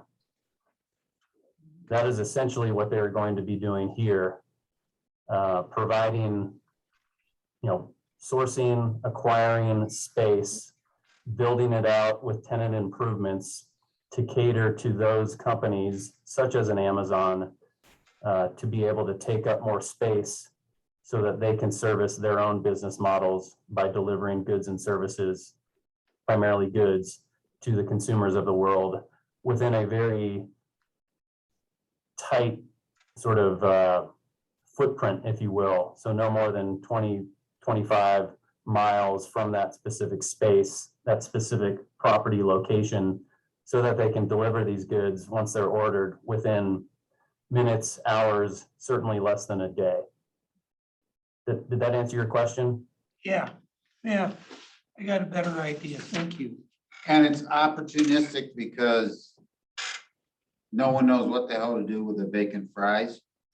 Is that Well, right? it's opportunistic because they're not intending to buy any properties that are currently leased. So they're taking Oh, okay. lease up risk. They're taking the risk of finding people that want this space, which is a pretty well mitigated risk from my perspective. In some cases, they'll be looking to re-entitle or find an alternative use for an existing property. So maybe it was a grocery store, and under the current land use or agreement with the city, it's not entitled for a, sort of industrial use. And so they'll need to get it re-entitled with the city, or they'll be buying a piece of dirt and seeking entitlements and getting it entitled for this specific use. And so they need to not only get it entitled and work with the city to get those approvals, but they also need to take the development risk, which from my perspective is also pretty well mitigated given their development experience and their track record in entitlement and alternative use approvals with local municipalities and city councils and so forth. Does that make sense, Carl? Did I answer your question? Yeah, no, I understand. No, thank you. Yep. Thank you. While it's an opportunistic strategy, as we do here at the board, we're in the business of taking risk. That's how we, need to make return. But we work desperately to understand it and see how it's mitigated. And I think in this case, I understand it, and we are with a group that is very adept at mitigating those risks and has a strong track record in the space of, taking lease up risk and taking entitlement and development risk. All right, any other questions? All right. So they're purchasing the property, but then they have to develop it and find customers for their property, right? Correct. So there's some risk there. Absolutely. Yeah. Right, that's why it's opportunity. That's why the return is good. But part of what they're doing here too is, bigger picture here is that last mile in the big cities is really hard to find a property that will work for that. And so they've kind of come up with a very innovative strategy here for really, honestly, the cities and things oftentimes, they don't want a dead, big box store that fries that's sitting there, not paying taxes, not doing anything, and it's kind of a blight. Much better to have that turn into something useful and solve a real problem, a real big problem for a lot of these entities like an Amazon or something. So kind of a win for them as well. Okay. Right. All right, anything else? These are Thomas's doing Right. these ones. Yep. You want to do Tom? You want to, Yeah, let's do Thomas right now. you're off for 2 minutes, Ethan. Okay, I'll stand by. Is Thomas ready? Thomas is ready. I'm ready, and I'll get all 5 in 2 minutes as promised. Good afternoon, Mr. Chairman. Yes, that means no questions from anybody, please. Mr. Chairman, good afternoon, members of the board. Hopefully you guys can hear me well. I'm I'll gonna start. exercise this authority more often. Then, Thomas. You better be careful. We'll start out with tab 9.1/1, whatever .1, whatever you want to call it. I believe Builders Venture Capital Fund 2, one of our investments in the venture space. That is also a re-up. To take that up front, all 5 commitments are re-up opportunities for the board, where we have established relationships with the GP. Builders, we were invested in Fund 1 with about $20 million, and we committed $25 million, in line with our average check sizes in the venture capital space. Builders will continue the successful strategy of investing in early stage software platforms, primarily targeting advancements in antiquated industries. Think your home appraisal process, sewer line inspections, that type of stuff, where Builders goes out and finds really interesting startup companies that end up developing AI solutions, for industries where there hasn't been any technology advancements in several decades. Fund 1 is on a very good trajectory. You can see here the roughly 20% net IRR. That's projected to go up substantially. We do have a line of sight on a very significant IPO. I can't mention the name here at this point in time, since it's going to be publicly traded pretty soon. However, that one company could potentially return the entire fund multiple times over. So a very successful track record there. We like the team. It's a expanded 6 general partner ownership group that owns the entire firm, and we've been very happy with them. I'll open up for any questions, discussion on Builders. Anybody? Yeah, Bruce. This antiquated stuff. I mean, agriculture's been around a while. And Well, think your typical home appraisal process. You probably have gone through it. A gentleman or a lady shows up with a clipboard camera, takes a bunch of pictures of your house, then goes back and has to enter all of the handwritten notes into some sort of computer, something. It's always one individual that's doing most of the things. I went through this a couple of times, and first of all, getting the appraiser was just a pain. There was, with the real estate market in Seattle at the time, everybody needed an appraiser, so it was very hard to come by. So what one of the companies for Builders, for example, is doing, they ended up building all of that into the cloud, and every single home appraisal process is digitized instantaneously and accessible throughout the entire network countrywide. So it'll help real estate GPs, for example, like Ethan is underwriting tremendously, because they now all of a sudden have access to all of the data nationwide in the residential, in the commercial real estate space, and don't have to request paper copies from an appraiser here and there in this town and in this city, so that everything is going to be cloud-based and so forth. Another one, as I mentioned, the sewer inspection. Same thing applies to the residential space. If you buy a house, you want to make sure that your sewer line to the city connecting system is okay. So you have a guy come in, rips out your toilet, goes in with the little cable thing and spends a couple hours there. Then he sends you a report.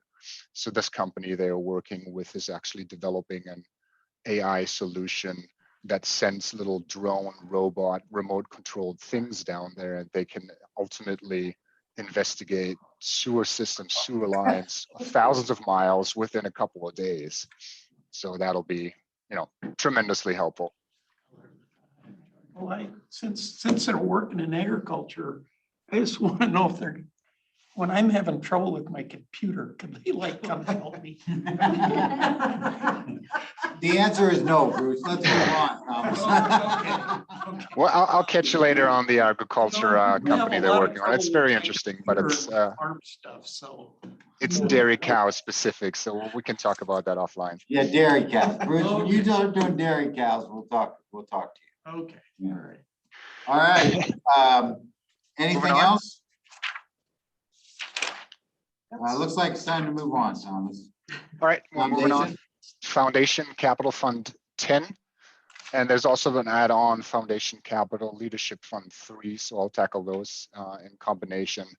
Foundation also a re-up opportunity, as you can see on the board brief. We committed $20 million to Fund 9 a few years back. Now again, $25 million.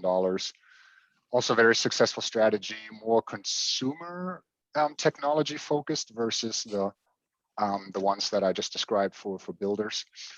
Company has been around for a long time, very strong track record. Again, we really like the team here and their individual backgrounds in investing in these consumer-facing tech companies. Also early stage, the add-on for Leadership Fund 3, and you can see on the next board brief, there was a Leadership Fund 2 where we're also committed to. So the story here is that ultimately Foundation wants to keep fund sizes relatively small, investing in smaller companies and smaller, more interesting deals. However, every once in a while, which we hope, these companies really break out, potentially go public, become very, very large. At this point, Foundation has essentially their hands tied and can no longer invest in these breakout companies, what we call them. So they ended up creating this follow-on vehicle called Leadership Fund 2 and 3, where we invested in. So that gives them an additional capital to invest in a company that is close to breaking out, potentially making an IPO and a public market appearance. And therefore, Foundation can still be on the board, have some ownership, and participate in that tremendous growth and then the tremendous outcomes for these companies. So Leadership Fund 2, for example, that we are invested in, has, I believe, 3 or 4 companies from Fund 9 where we're also invested in, where they are follow-on investors. And their line of sight is currently to a 4x fund with a 60 or 70% IRR. These are pro forma, they're not realized. I have to admit that, but certainly there's a lot of potential in these follow-on investments. And the check size is again $25 million each, with an average of our venture capital checks. Questions? I have a quick question. The management fee is about half the price on this Capital Leadership Fund 3 as it is on that. Correct. Yes, there is a How'd you little bit manage of that? there's a little bit of a discount primarily because we are ultimately investing in follow-on investments of the same companies that are already in the previous fund, in Fund 10 and Fund 9. So Foundation essentially gave a little bit of a discount there in terms of the management fee. Thank you. Hey, anything else? Anything else? All right, and last is, I got 2 more. oh, 2 more, you're right. Centerbridge? Yeah, really interesting credit. John Ramasco is already rolling his eyes, I know that. Centerbridge is the same firm that Ethan actually just spoke to. You see in our board brief as well as some of the materials that we've presented in the past. We have exposure to Centerbridge on the private equity side, the private real estate side, as well as the private credit side.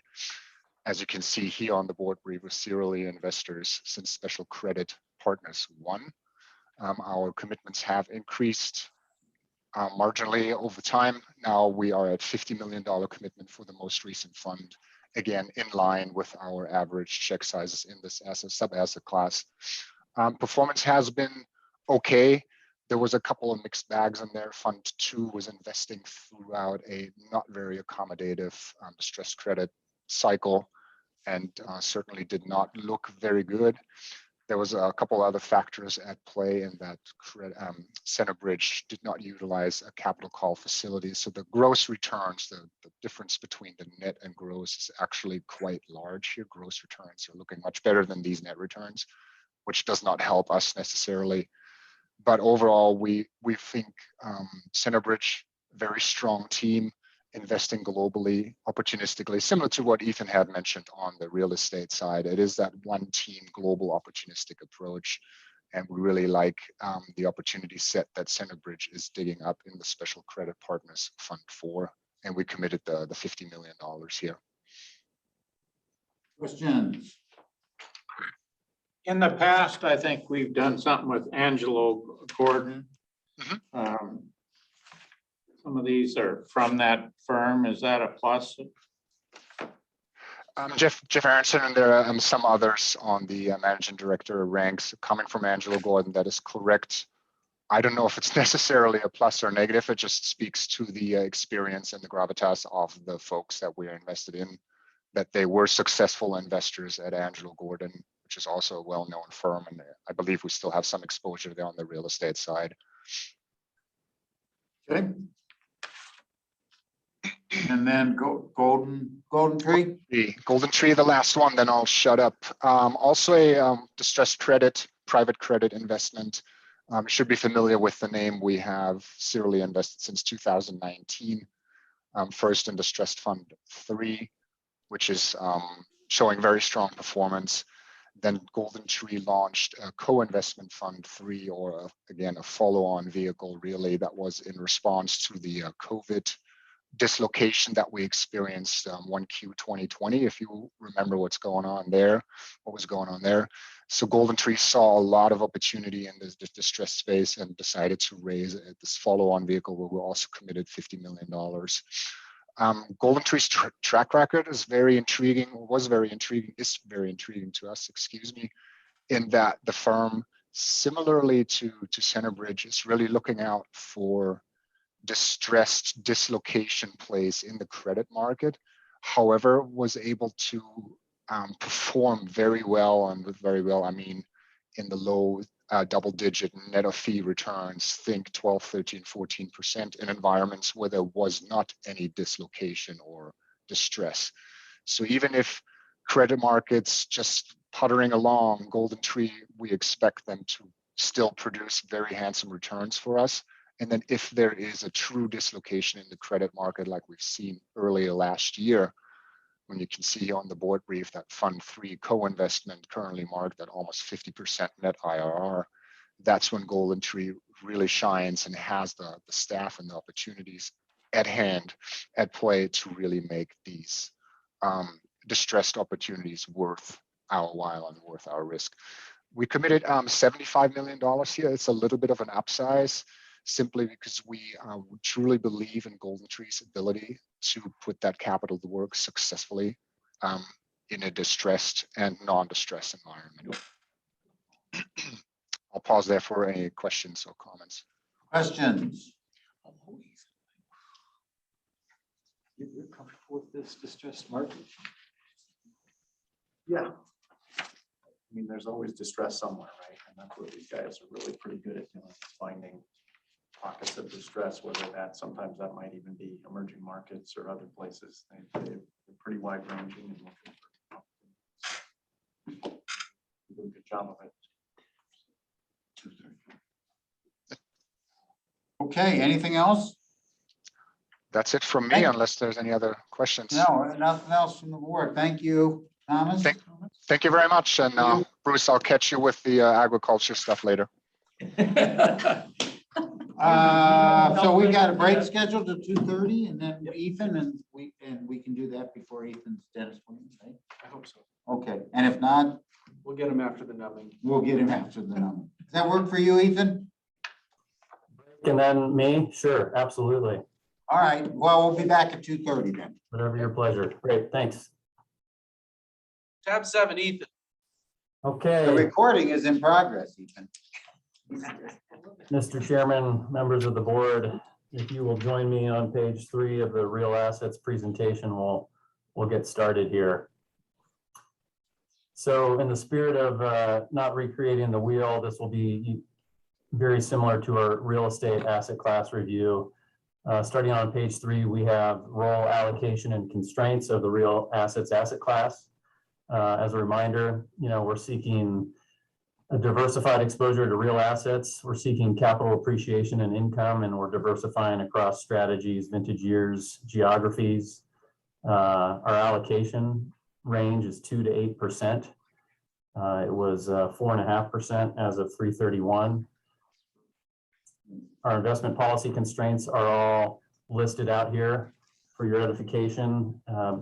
Key takeaway, we're within all of our policy constraints. Happy to answer any questions here to the extent there are any.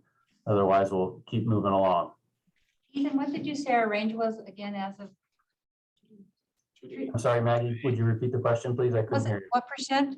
2 to 8%. 4.5. The range I got, but what are we currently at?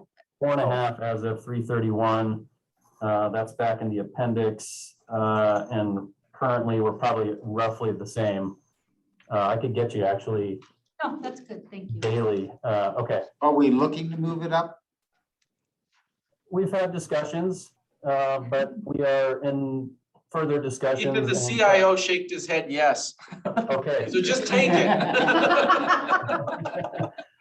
Sorry, I wasn't picking up on nuances. of Ethan, the- I've got a question on the So, constraints. Yes, we're thinking about raising it for various reasons, and I hope we do so. Can't wait to have that discussion. On the constraints, Yes, sir. is there any of those that hinder your doing anything? Or do the constraints work at all, or are they just numbers? You know, Jack, they are not a hindrance whatsoever. They're there to keep us in line and keep us prudently diversified and not overly concentrated. But they're fairly set, in my opinion, in order to give us the widest possible guidance to prosecute our business in a prudent way. So I think they're well thought out and by no means a hindrance. Okay, good, thanks. Yep. Page 4, we have our opportunity set in our investment approach. And I'll just remind the board that the real assets asset class, similar to real estate and private investments, contemplates all 4 quadrants, both public, private, equity, and debt. Right now, we do not have any private debt in the real assets portfolio. That may or may not manifest down the road, but we are in the 3 other quadrants, and happy to answer any questions here. Is that because you haven't found somebody in the private debt space that you like, or is it because, I mean, well, Yeah, Carl.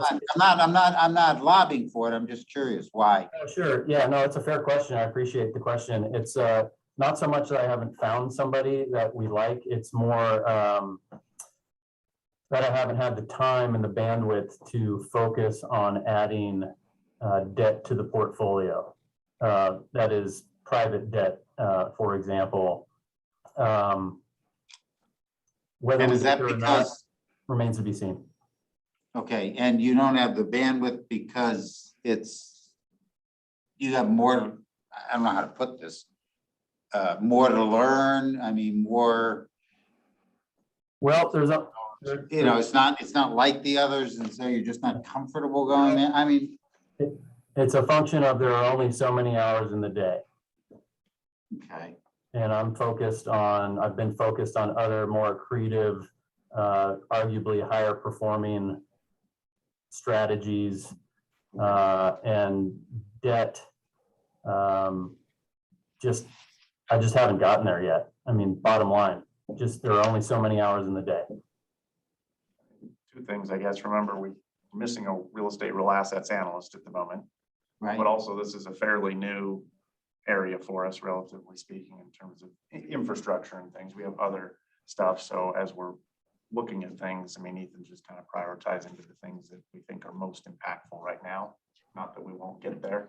with Yeah. Some of the debt stuff, but it might be a little less return and a little less impactful. for the Oh, board. okay. Thank you. Thanks, John. Turning to page 5, types of real assets. This is by no means exhaustive, but I found this little diagram and I thought it might be illustrative of the types of opportunities that not only currently exist in the real assets asset class, but are representative of things we may or may not look at through time. I thought it was a nice breakout. Happy to answer any specific questions here.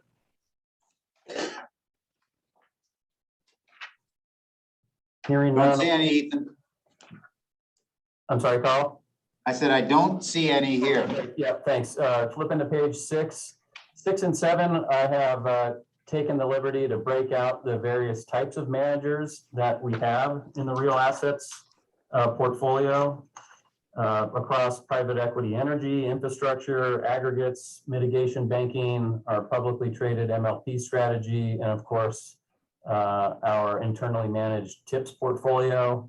There are little tidbits, descriptors for each one of these various strategies, an example of a manager in the space.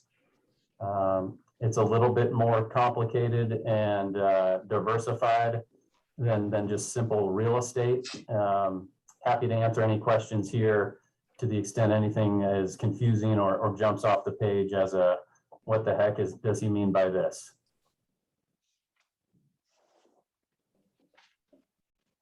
Questions? So I know we just went through Chickasaw, but a public equity securities and master limited partnerships.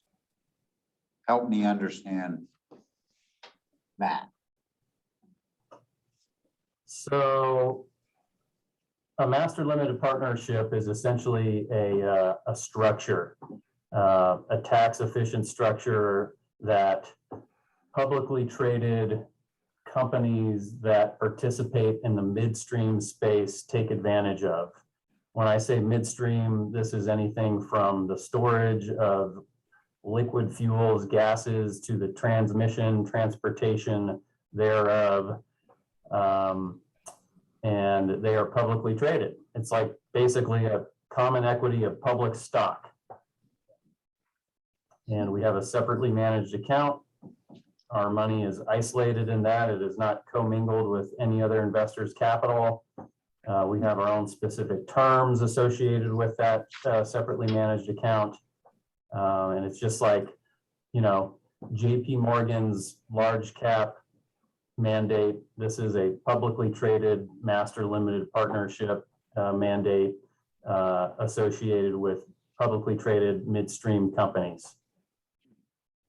How did that do at addressing your question? Well, I think I understand, but hopefully. Well, ask some more questions. Maybe I can help you better understand. So just. So we own the security, right? Correct. And the security, but the security is in a partnership? The ownership is in a partnership. That's technically correct, yes. Okay. It's a publicly traded partnership.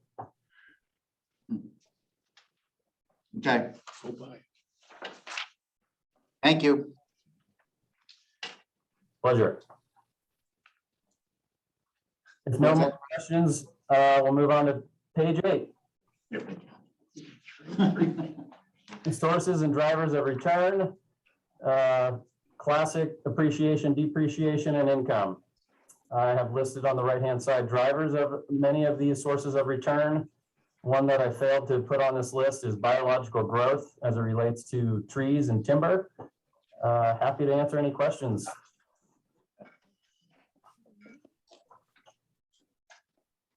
Nope, go We'll ahead. keep rolling. Real asset benefits. I've listed out a number of them here, mentioned a few already.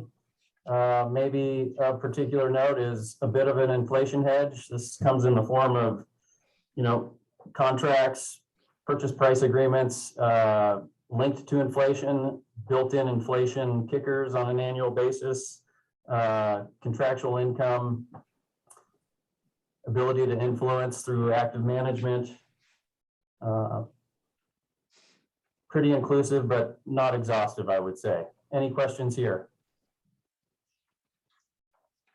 How do we have the ability to influence performance? Well, we don't necessarily, Carl, but our managers do. So think about EQT, who's one of our private infrastructure managers who goes and buys a company and controls that company, and alongside management creates a strategic plan, has seats on the board, and can influence or even mandate certain decisions that company management makes on behalf of the company, on behalf of us, the investor. They have the ability to actively influence key performance metrics, revenue creating initiatives, for example. Did that make sense? Yeah, it does. Okay, awesome. Risks, very much the same as in real estate. Business risk, financial risk, liquidity, inflation risk, operational, legal, counterparty risk. This is the business we're in. We take risk and we work to understand risk. We work to understand complexity, and we make an informed commercial business decision and after thorough underwriting and diligence. But can't avoid risk, particularly in this space. Questions here? When we're trying to judge the risk of our portfolio, you look at that over time. But if over time, we weren't getting returns that we expected or whatever, does that mean that we're taking too much risk or not enough risk? Or, you know, I'm always interested in how you look at risk. And you pick one that you want to talk about, not all of them. So that's a broad question, which I will attempt to address.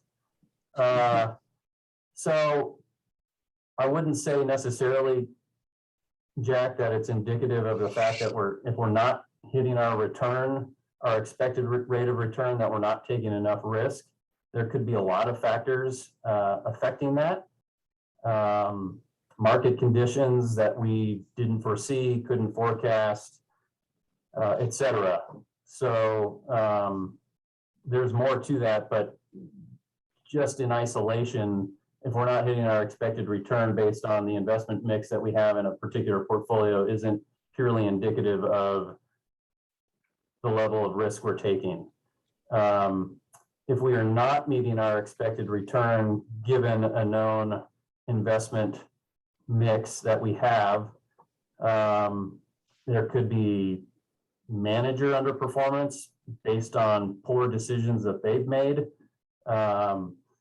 And we would pivot accordingly. We would not commit funds to those folks on a go-forward basis, for example, if they weren't meeting the returns that they said marketed represented they could meet. For example, Copenhagen Infrastructure 4, we committed to them back in April. I talked to the board about this investment in June. This is a 20-year life fund that will develop renewable energy projects all over the world and subsequently operate and hold those projects for their usable life. And in doing so, we'll have negotiated anywhere from 15 to 30-year purchase power agreements that will generate a mid to high single-digit income stream for us over the life of that contract, that will have built into it some sort of inflation mechanism tied to a generally accepted inflation metric, or it will have a 3% annual rate rise in the rate that they pay, and all of that on a projected basis will give us what we think will be a low, like a low double-digit, high single-digit rate of return over the course of that 20 years. Now, that's a long time to see that return come to fruition. So we're not going to know if they were successful in securing and negotiating the type of purchase power agreement that I just mentioned for, well, I guess until the project delivers and there's a commercial operation date and the tenant, if you will, or the off-taker, the user of that energy signs on the dotted line. And, you know, I asked the question, hey, how did this PPA go? And if it's inconsistent with what they told me they have historically negotiated, well, Unfortunately, that's too bad for us because we're locked in. We can always sell the position on a secondary market, but those are the sorts of risks we take. That's business risk right there. That's financial risk right there. That's inflation risk, for example. That's counterparty and legal risk. So there's things we can do. They're not exactly, easy to do, Jack. They're not super apparent. They require active monitoring and paying attention and developing close working relationships with your partners. But if things aren't going the way we anticipated them, that could take a while to fully realize. B, it could be because of market conditions. C, it could be because of the actual management decisions at the investment level. Those take some active monitoring and attention. And even if we come to the realization that all that is happening in the private markets, given the contractual nature of these investments and their duration and lack of liquidity, there's not a whole lot we can do. We can certainly, like I said, look to sell at a discount on the secondary market and move on, or not commit going forward. But, we've made our bed. Hey, well, I just wanted to get a feel for your thinking there, and that was great. Thank you. You're welcome. Sorry to be a little bit verbose, but I wanted to be thorough. Okay, we'll move on to page 11 here in pacing. As a reminder, pacing is a commitment plan on how much and when we should invest. Quick note, this does say real estate at the top. It's supposed to say real assets. I apologize for that miss.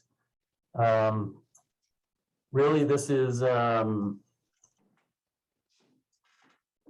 guess, to be perfectly blunt. It's an inexact exercise.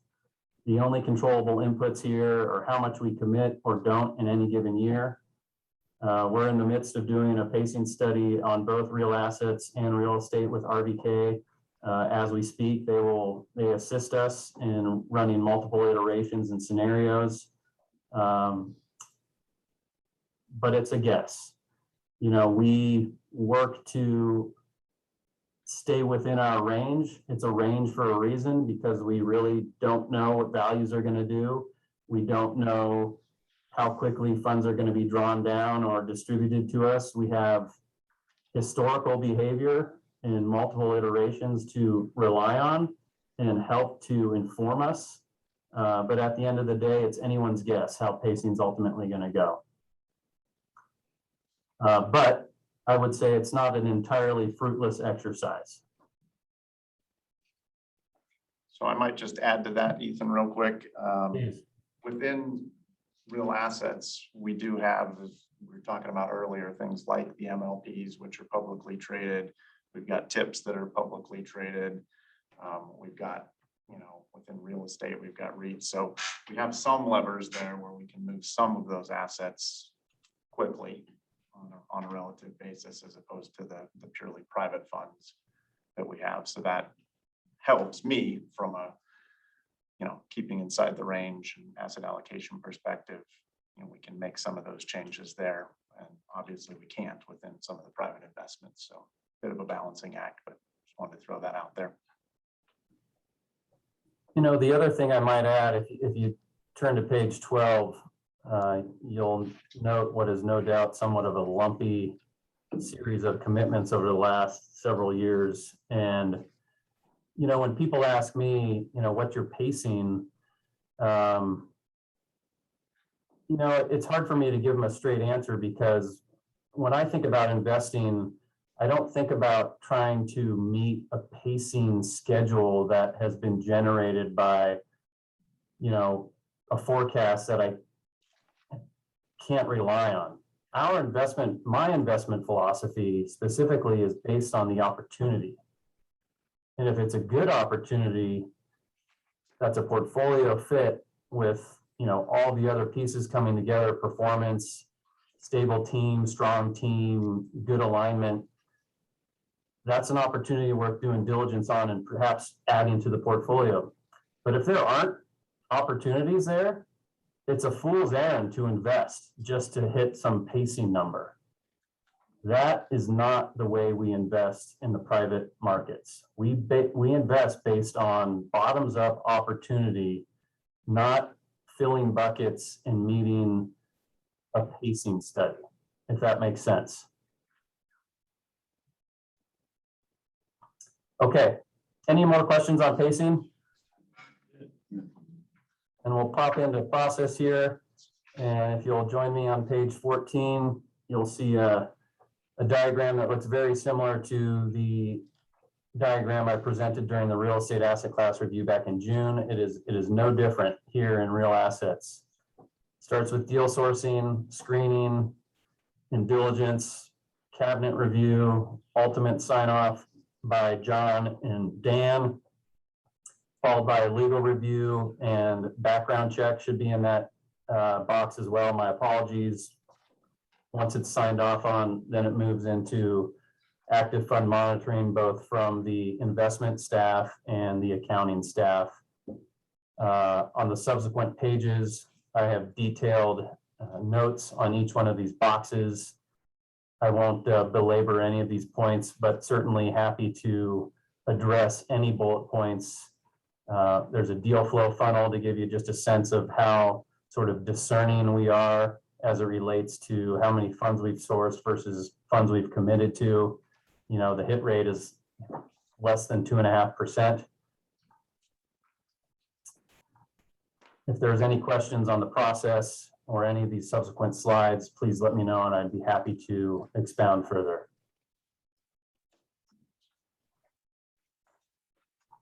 Hearing and seeing none.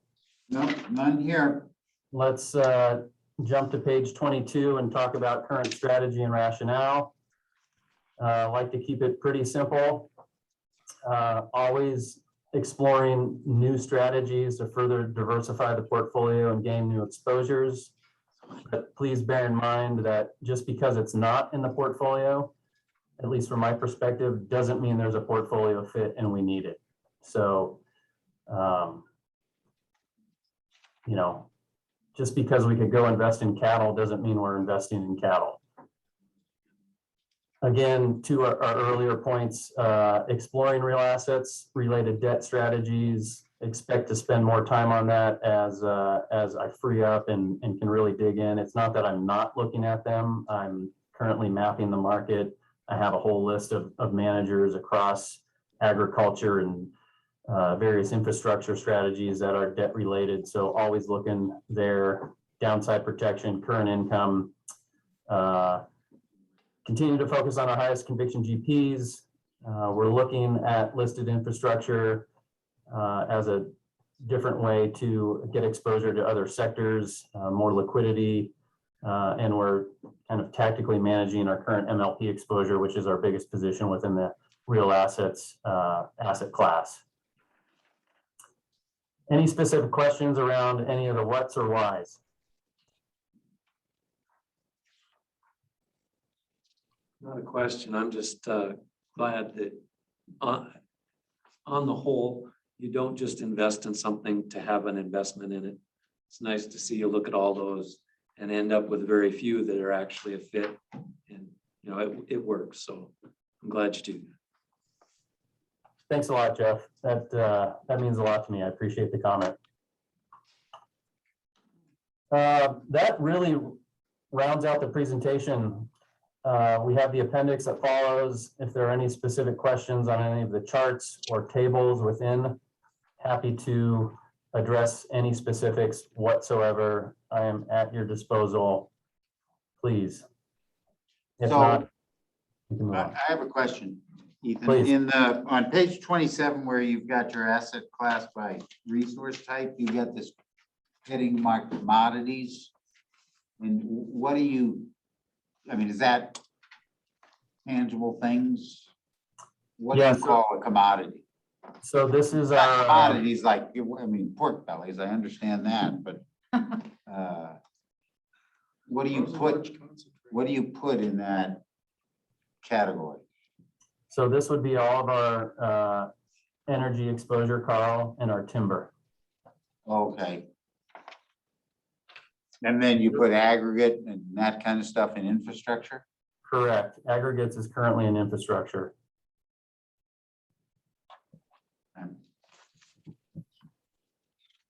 And this breakout here is consistent with our IPS, just as a reminder. Okay. Sorry, our investment policy statement.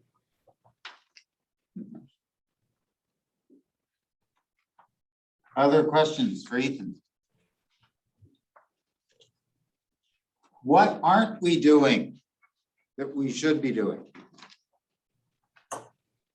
Well, that's to be determined, but maybe if I can preview with you just a few of the things I'm currently working on. So I'd say, so if we go back to the process and we just look at page 14, I'm currently in the screening and due diligence process for what I believe to be a fairly interesting strategy in the rail car space. In the what? I didn't hear you. In rail cars, freight. Rail moving cars. freight and commodities, grains and other inputs and raw materials around the country. We're looking at a company that's pretty vertically integrated. They've got a service affiliate. They own on the order of 40,000 rail cars in the US. They're the 5th largest rail car lessor in the nation. Very high current steady income component there. Very steady returns through cycles. Seems to be a good team. They're actually coming in later this month to meet with John, and hopefully Dan will join, and myself as part of the process. And then the other ball I'm moving down the field is a potential separate account mandate in digital infrastructure space. So again, think data centers, fiber networks, cell towers, and that is with a group called CBRE. That's CB Richard Ellis, the real estate company, but CBRE Caledon. CBRE bought an infrastructure company some years ago, and their infrastructure investment platform is called Caledon, and they're coming in hopefully later this month to talk to us. I've been sort of working on this relationship actually all through the pandemic and the lockdown, so it's been a long conversation, but that could be a very strategic core position in a very interesting space that has macro tailwinds at its back for what I perceive anyway to be the foreseeable future. So that is what's happening in infrastructure space. You know, I've moved off of a lot of agricultural opportunities. I've looked at cattle, spent some time on some water initiatives, just not super interesting or super well developed, track records, teams, et cetera. You know, got really interested in a deal a couple years ago. Emily and I underwrote a controlled environment food fund where they're basically growing leafy greens and tomatoes and berries and so forth in greenhouses. Pretty interesting, you know, not subject to the rain falling, less susceptible to disease and infestation by pests, but couldn't get there because there was just instability in the team. The team wasn't quite developed. Actually just got news the other week that the fund ended up closing and raised about 2.5 times what they initially set out to raise.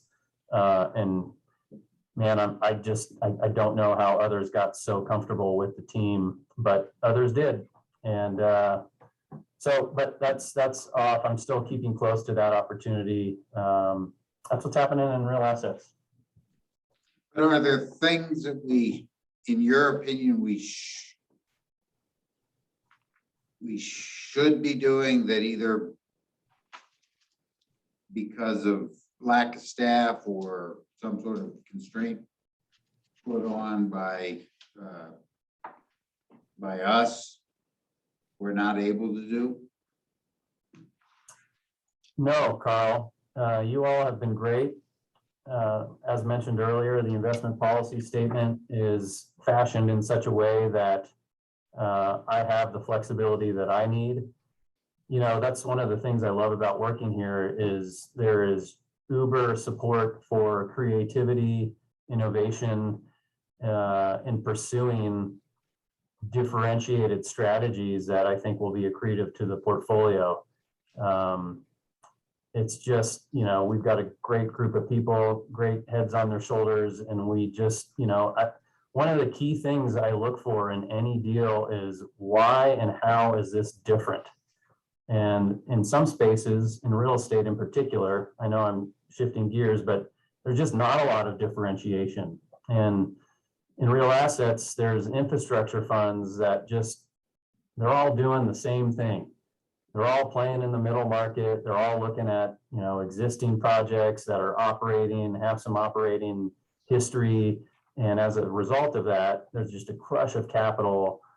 Yields have compressed, you know, and it's not very attractive. You know, valuations are up, yields are down, and it's not going to be that interesting for the portfolio. It's not going to be that accretive. It's just, they're not doing anything different that maybe gives them an edge.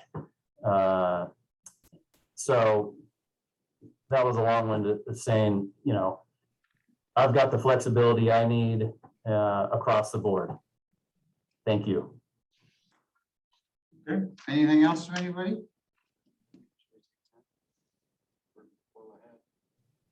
Well, wait, yeah, thanks. You Okay. get to go to the dentist now. Yeah. Oh, thank you all. I really appreciate it. Hey, yeah. good seeing you all in person and on screen. Take care. We'll see you around. Good night. What's the pleasure here, folks? We're ahead. Should we, what do I got? Should we come back at 3:15? It's 5 after? 3:15? 15. 3:15. Okay.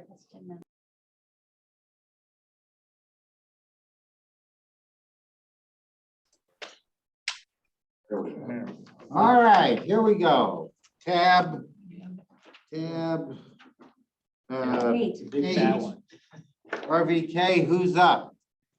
Well, Mark is going Okay. to do the heavy lifting on our deliverable here, but with the permission of the chair, I'd like to take 3 or 4 minutes to talk about pacing studies and to talk about bats and echolocation.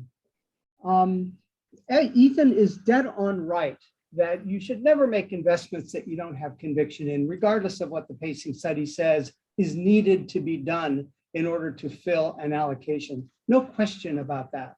But there are still many other reasons to do pacing studies periodically. Just wanted the board to know that. One is that if in the search for good investments by Ethan or Thomas or any of the folks doing illiquid investments, they don't find anything that they really feel is in the best interest of the fund to invest in, John needs to know about that. And the way that you know about that and its consequences are through a pacing study, because that money is not going to be called into the asset class quite as fast as is expected. It has to be invested somewhere. So it's a signal back to John that he's going to need to have a home for those assets until whether it's Ethan or anybody else finds opportunities to put that money to work. The second reason to do pacing studies, just like a bat does echolocation all the time as it's flying through the forest because it doesn't want to hit a tree. The tree you don't want to hit in illiquid investments is overcommitting. And a pacing study gives you some yellow flags about when you might be finding so many good investments, if you're fortunate enough to do so, that you might have to start being more selective or you'll overcommit. And Ethan is dead on right again in that you only control your commitments, but once you make a commitment, it's a done deal. So that's why pacing studies, and we believe pacing studies are useful to do periodically, just like a bat flying through the forest doesn't do one echolocation, it's doing them all the time, so it doesn't run into a tree. So I'll stop there and turn it over to Mark. Great. Thank you, Jim. Thank you, Mr. Chairman and board members. I'll start with, there's a short executive summary, and I'll largely cover the first 2 pages just in a quick narrative, and then we can get into the actual performance and outlook. I bet most of you would not have thought that the MBOI would have $23 billion at the end of June of 2021 and a return for the retirement plans of almost 28% net of fees. It did not seem conducive to that if you rewind more than a year ago, but things always happen for a reason. And when you dig down into the details of what happened over the 15 months, this is an outcome that actually makes quite a bit of sense. And some of this is going to be repetitive from past meetings, but as you remember, after COVID-19 hit in March 2020, the U.S. economy was very much at risk, a very real risk of a Great Depression level event. It was going to go off a cliff. It was going off a cliff. But fortunately, we actually had encountered this situation before. In fact, it happened only about 10 years prior. In 2008 and 2009, we had, it was for different reasons, but we had a massive economic collapse, and we applied a lot of the lessons of the Great Depression, not as quickly as we wanted, but we eventually applied the lessons of the Great Depression and stopped it from getting out of control. So at the end of the day, the fact that this worked, it worked quite well. It kind of preconditioned politicians and probably more importantly, the general public to accept a second round of this in 2020. So over the past, well, a year since from when COVID started, we passed about $5 trillion in fiscal stimulus. The Fed injected about $4 trillion of additional liquidity in terms of asset purchases. And when you get stimulus at this level, it will counter the deflationary forces that we faced in the wake of COVID. And when you also get stimulus at this level, the money has to go somewhere. It's intended to go somewhere, and it goes into stocks, it goes into bonds, it goes into real estate, it goes into pretty much every asset, and that's why you saw the return that you did of nearly 28%. It's also why GDP only declined by 3.5% rather than it could have been easily 20% plus. And it's why we don't have unemployment of 25%. We were preconditioned to accept the stimulus that was needed, and it was applied very fast. And that's why you saw the outcome that you did. So recently, and this is what's covered in the 2 pages here, there's been a fear that all of this money printing in the United States, not just the United States, but the fear is mainly here right now, for at least us, is that it's going to cause inflation. And when you started to see some inflationary pressure, the June reading was 12-month inflation of over 5%. Those fears really started to intensify. But if you look back through all of US history, and I'm talking all of US history, going back all the way to 1790, it's actually really rare to find a sustained period of high inflation in the United States. And usually when it occurs, it's either during or in the immediate aftermath of a war. It happened in 1812, Civil War, World War I, World War II. Only once, unfortunately, it was somewhat recently, only once did the United States experience inflation for a sustained period of time that was not war related. And that really happened in 1965 to 1980. If you look into the drivers of that, it was a whole host of policy errors made by the Federal Reserve, some of them pretty amateurish. It was also due to political pressure from the Nixon administration and the Johnson administration. And it was also due to just a lack of Fed independence at that time. So it was a very different environment, in other words, from what we're looking at right now. So long story short, if you look at, and I'm not the only one saying this, I mean, you hear this from asset managers, but if you look at what we're experiencing right now in terms of inflation, it feels a lot like what is typical in a post-war event. In a post-war event, you have economies that are shifting from war-related activity to peacetime-related activity, and that requires adjustment. And it feels very similar to that. So the question right now, and we'll get into outlook later, but this is just kind of a relevant issue that comes up a lot in meetings, is what do you believe inflation is right now? Do you believe it's temporary, or do you believe it's a signal of something more durable like we experienced in 1965 and 1980? Again, if you believe it is more like post-war inflationary activity, the odds are it's going to be temporary. And if it is going to be temporary, making meaningful adjustments in one's asset allocation, may not be an advisable approach if it's going to be short term. If you believe it's going to be another extended period of policy error driven inflation, it might make sense to adjust your strategy to a degree, but it should be done knowing that the 1965 to 1980 inflation was a truly anomalous period, and that the markets, if you look at break-even rates, if you look at interest rates, don't seem to think that is going to be the case. So long story short, I know that's a lot to with on a very discrete topic, but inflation is kind of a hot button issue right now. It does seem that the odds probably push more toward this being a temporary event, and to react in any meaningful way by adjusting your long-term strategy may not be the best bet. So want to pause there on the inflation issue, and then we'll get into a little more on the outlook. Questions for Mark on that? John, are you following his advice?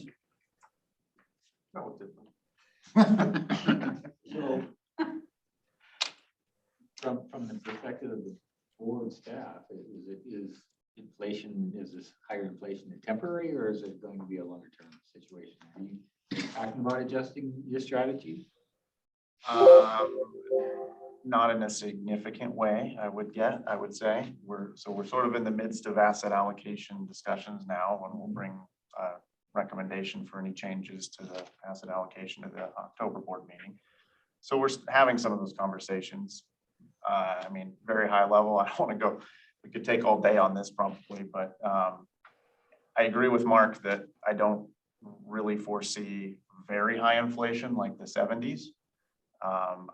There's a lot of kind of merit to the transitory discussion. In other words, we had a complete shutdown in the economy and then a complete restart. Well, the economy isn't designed for that. So all of these bottlenecks and various things that we're seeing, they will work themselves out in the relative short term, I think.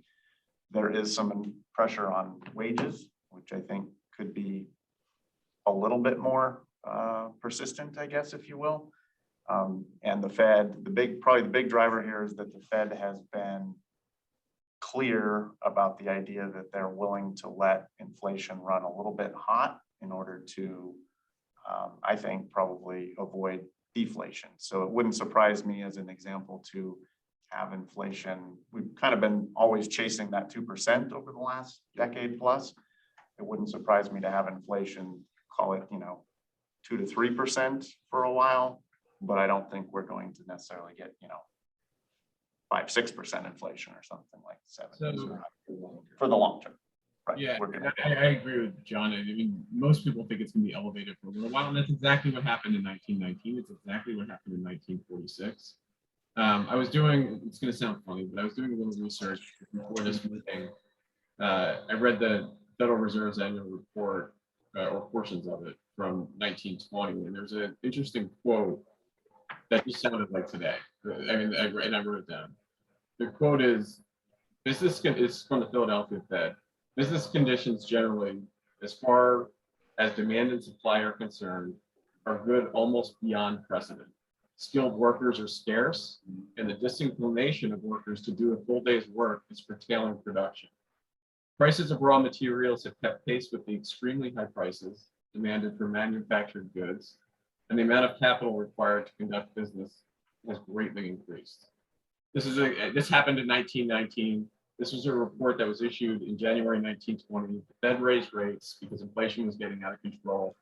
And now they did it irresponsibly. They raised rates in 6 months by 225 basis points. And the economy went off the foot.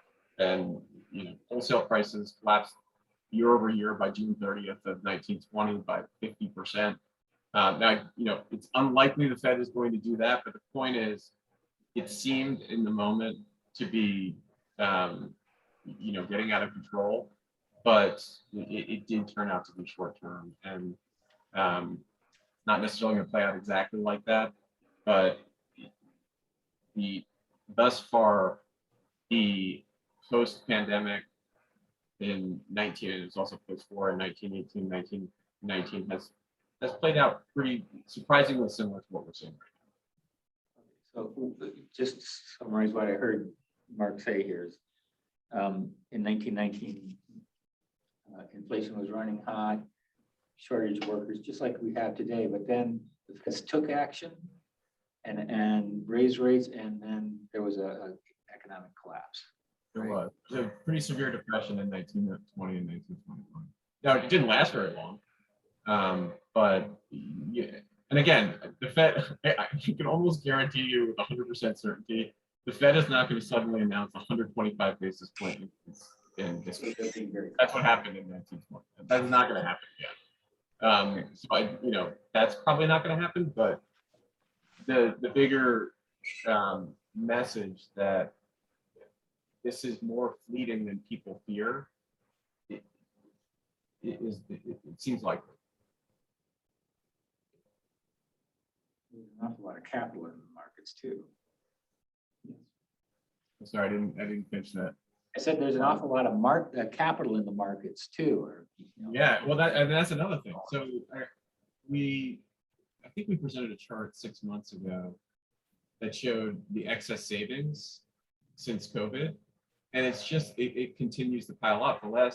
There's a call that Guggenheim I attended with Guggenheim CIO Scott Meinert, and he showed this chart that the excess savings, which is mostly bank deposits, so it's cash, it's now $2.6 trillion, and that money needs to go somewhere. Now, if we go into more spending as the economy, if we go into speculation in Dogecoin or whatever it's called, there is a lot of cash on the sideline. Okay, anything else on the overview? John, anything to add? All right, Mark, you getting into the quarterly performance? Yeah, so we can switch to this is page. Let me know if you want to shift over. I know, Jim, you wanted to cover just kind of some trends at the total fund level. If you want to shift over and take that, and then I can move on to asset classes. Yeah, I'll hand it back to you in a minute, Mark. I just wanted to maybe page 6 on the executive summary. It's every once in a while, I grew up next to a farm, but I'm not a farmer. I think there are many people on the board, maybe all of you, that know more about agriculture than I do. But I do know that the old cliche is make hay while the sun is shining. And if you look at the chart on page 16, the question immediately arises, has the board's investment strategy made returns while returns were available to be had in the capital markets? And the answer, quite frankly, is a resounding yes, capital letters. Let me just walk through this point by point. First of all, you know that the first thing we look at is I'm sorry, how much. You're on page 6? You're on page 6. Not 16. Page 6 of the executive summary, MBOI total fund performance net of fees. So if we look at the top line, this top line basically says, how have the capital markets and the investment strategy that has been pursued in its execution by the Board of Investment produced returns, results for the pension plans and all the other asset owners that are your clients? And as you can see, whether you look at 1 year, which is phenomenal, as Mark pointed out, 3 years, 5 years, 7 years, 10 years, a full decade, it has exceeded the actuarial assumption that is embedded in your large pension plans. Now, let's be honest with ourselves. This was made while the sun was shining in the capital markets. But the point is that it was not missed. The opportunity was not missed. The next line down, the third line down, where it says difference, this is a measure of how well the asset allocation and the investment strategy and its execution performed against your aspirational desires or expectations. And as you can see, for most of the periods of time, it was at, above, or just below your aspirational expectations. And recently it's exceeded them. When I say aspirational expectations, I mean that the public employees benchmark is something that the board sets as a target for itself, as opposed to the funding expectation that's built into the valuation and contribution expectations for the pension plans. So again, good performance. And the last one, which is the one that we place the least weight on, and you've heard us say this before, because this includes lots of different pension plans doing many different things with different risk preferences, different liquidity needs, and so on. But even though it's third in line in terms of performance, quite frankly, it too is outstanding, a 10-year track record that where in almost every period, you're either at, close, or inside the top quartile of the universe of peer funds.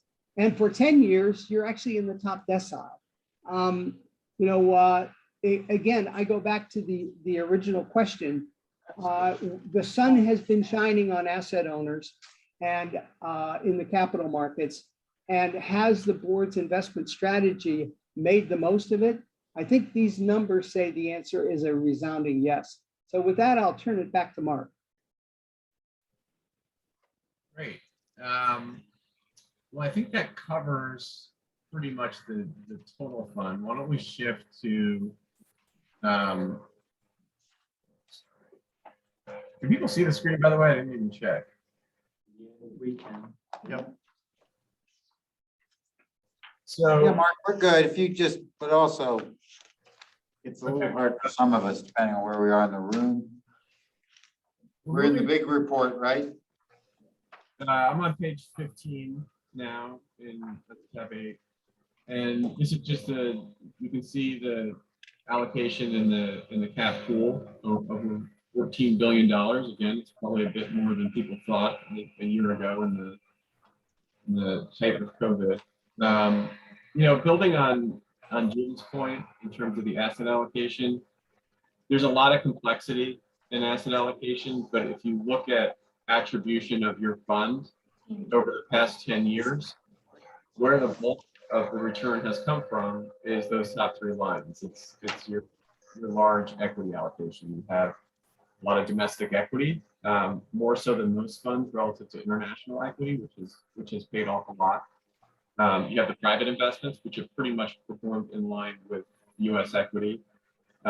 If you total those up, I think it's about 63%. And you also have some equity in other areas of the portfolio, like real estate, to some degree, non-core fixed income equity-like assets. So what really drove the returns over the past 10 years is having that strong equity exposure, biased toward US equity, and in an environment that was favorable to that. And that makes a lot of sense for your portfolio. As you know, you're a perpetual fund. You can afford to take risk and have that not work in the short term because it's going to pay off in the long term. So that makes a lot of sense. Now, the thing we would caution you, and I know we've been doing this for many years now, but the longer these periods of exceptional equity performance last, it's like a rubber band. It's going to snap back at some point, or at least mitigate where you're not getting 27% returns for the portfolio. So now can be a good time to just prepare yourself mentally that this is not going to be like this every year. It's probably lasted a bit longer than we would have anticipated, and to mentally prepare for a time where it's not as favorable. That's not to say that it makes sense to change your strategy. This makes a lot of sense for the long term, but it's important to prepare yourself psychologically for times that are not quite as rosy. I think Mark's comment is a very good one. And going back to the comments about inflation that Mark started the conversation with, why do we care about this debate? Well, for somebody that actually started their institutional investing career in the 70s, I can tell you that inflation is not kind to 3 of the 4 of your largest allocations. That's why it matters. And that's why the discussion that you've had about diversification into things like real assets and real estate and private investments are so important. Should we be wrong about whether or not inflation is higher than we expect or persists longer than we expect? I'll stop there. Thanks, Jim. Any questions on that page, or we can go to some of the performance of the individual asset classes? We're good here, Mark. All right, next page. So we have a couple of interesting stories on the performance of each individual asset class in the portfolio. There are a bit more of these asset classes with some recent changes that have been made. Starting with domestic equity, again, for the 1-year period, not too shabby of a return, a 45% return. You're not going to normally see that. And you did have some outperformance versus the index. A lot of that came, as we will later discuss in the staff review, from some small cap exposure in the portfolio. Now, an important point here is one of the major changes that you have made over the past 5 years. U.S. equity is a hard place to outperform, especially in large cap equity. And you have made a migration to more passive strategy to reduce the number of managers. As you have more managers in the portfolio, that they can have offsetting positions. So there's more efficiency, but you still have trailed the index. Now, relative to peers, if you look at your peer rankings, you're doing better. But all in all, it kind of confirms the logic of moving more toward a passive strategy, reducing costs, and for the active managers that you do have in the portfolio, minimize overlap and allow them to work more efficiently. But it has continued to be a drag on the portfolio relative to the index. You have heard us say on many occasions, make reference to our annual active passive study, in which we've said that there's no guarantees where active risk will pay off, but the probability of it paying off in international, very small cap, emerging markets is persistently higher than it is in large cap US equity. And your experience actually is a perfect mirror of that experience that we've analyzed in our active passive study. Back to you, Mark. Thanks, Jim. Next is international equity, and it's almost the opposite story here. So you have had pretty consistent outperformance versus the index. A lot of that comes from a couple of managers, particularly Acadian, which is one of your managers in international, which is just massively outperformed for 10 years now. But on the flip side, you have trailed peers a little here. So the interesting thing to look out for here is, if you believe that markets become more efficient with time, it could be harder to outperform. We're not really seeing that yet. I mean, your outperformance is pretty consistent over the different periods over 10 years, but something to look out for in terms of looking out into the future. The next asset class is core fixed income. It's actually more relevant now to look at the index performance rather than peers, because you've stripped out. If you look at, we don't know exactly what is in peer portfolios, to be fair, but you've stripped out some of the higher returning, they're higher risk too, but higher returning non-core fixed income asset classes. So peer rankings have become a little less meaningful with that change, but versus the core fixed income index, you've done pretty consistently well. And as you very well know, with very low fees.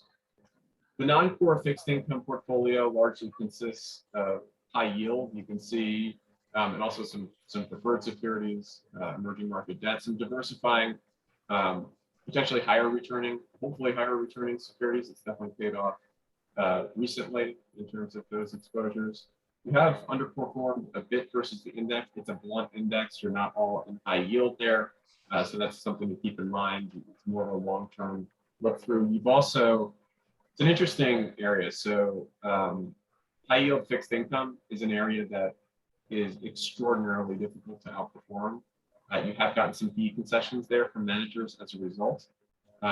So you are saving some money there. Not huge comfort because you do have some underperformance there, but it is very difficult generally, not just for individual managers.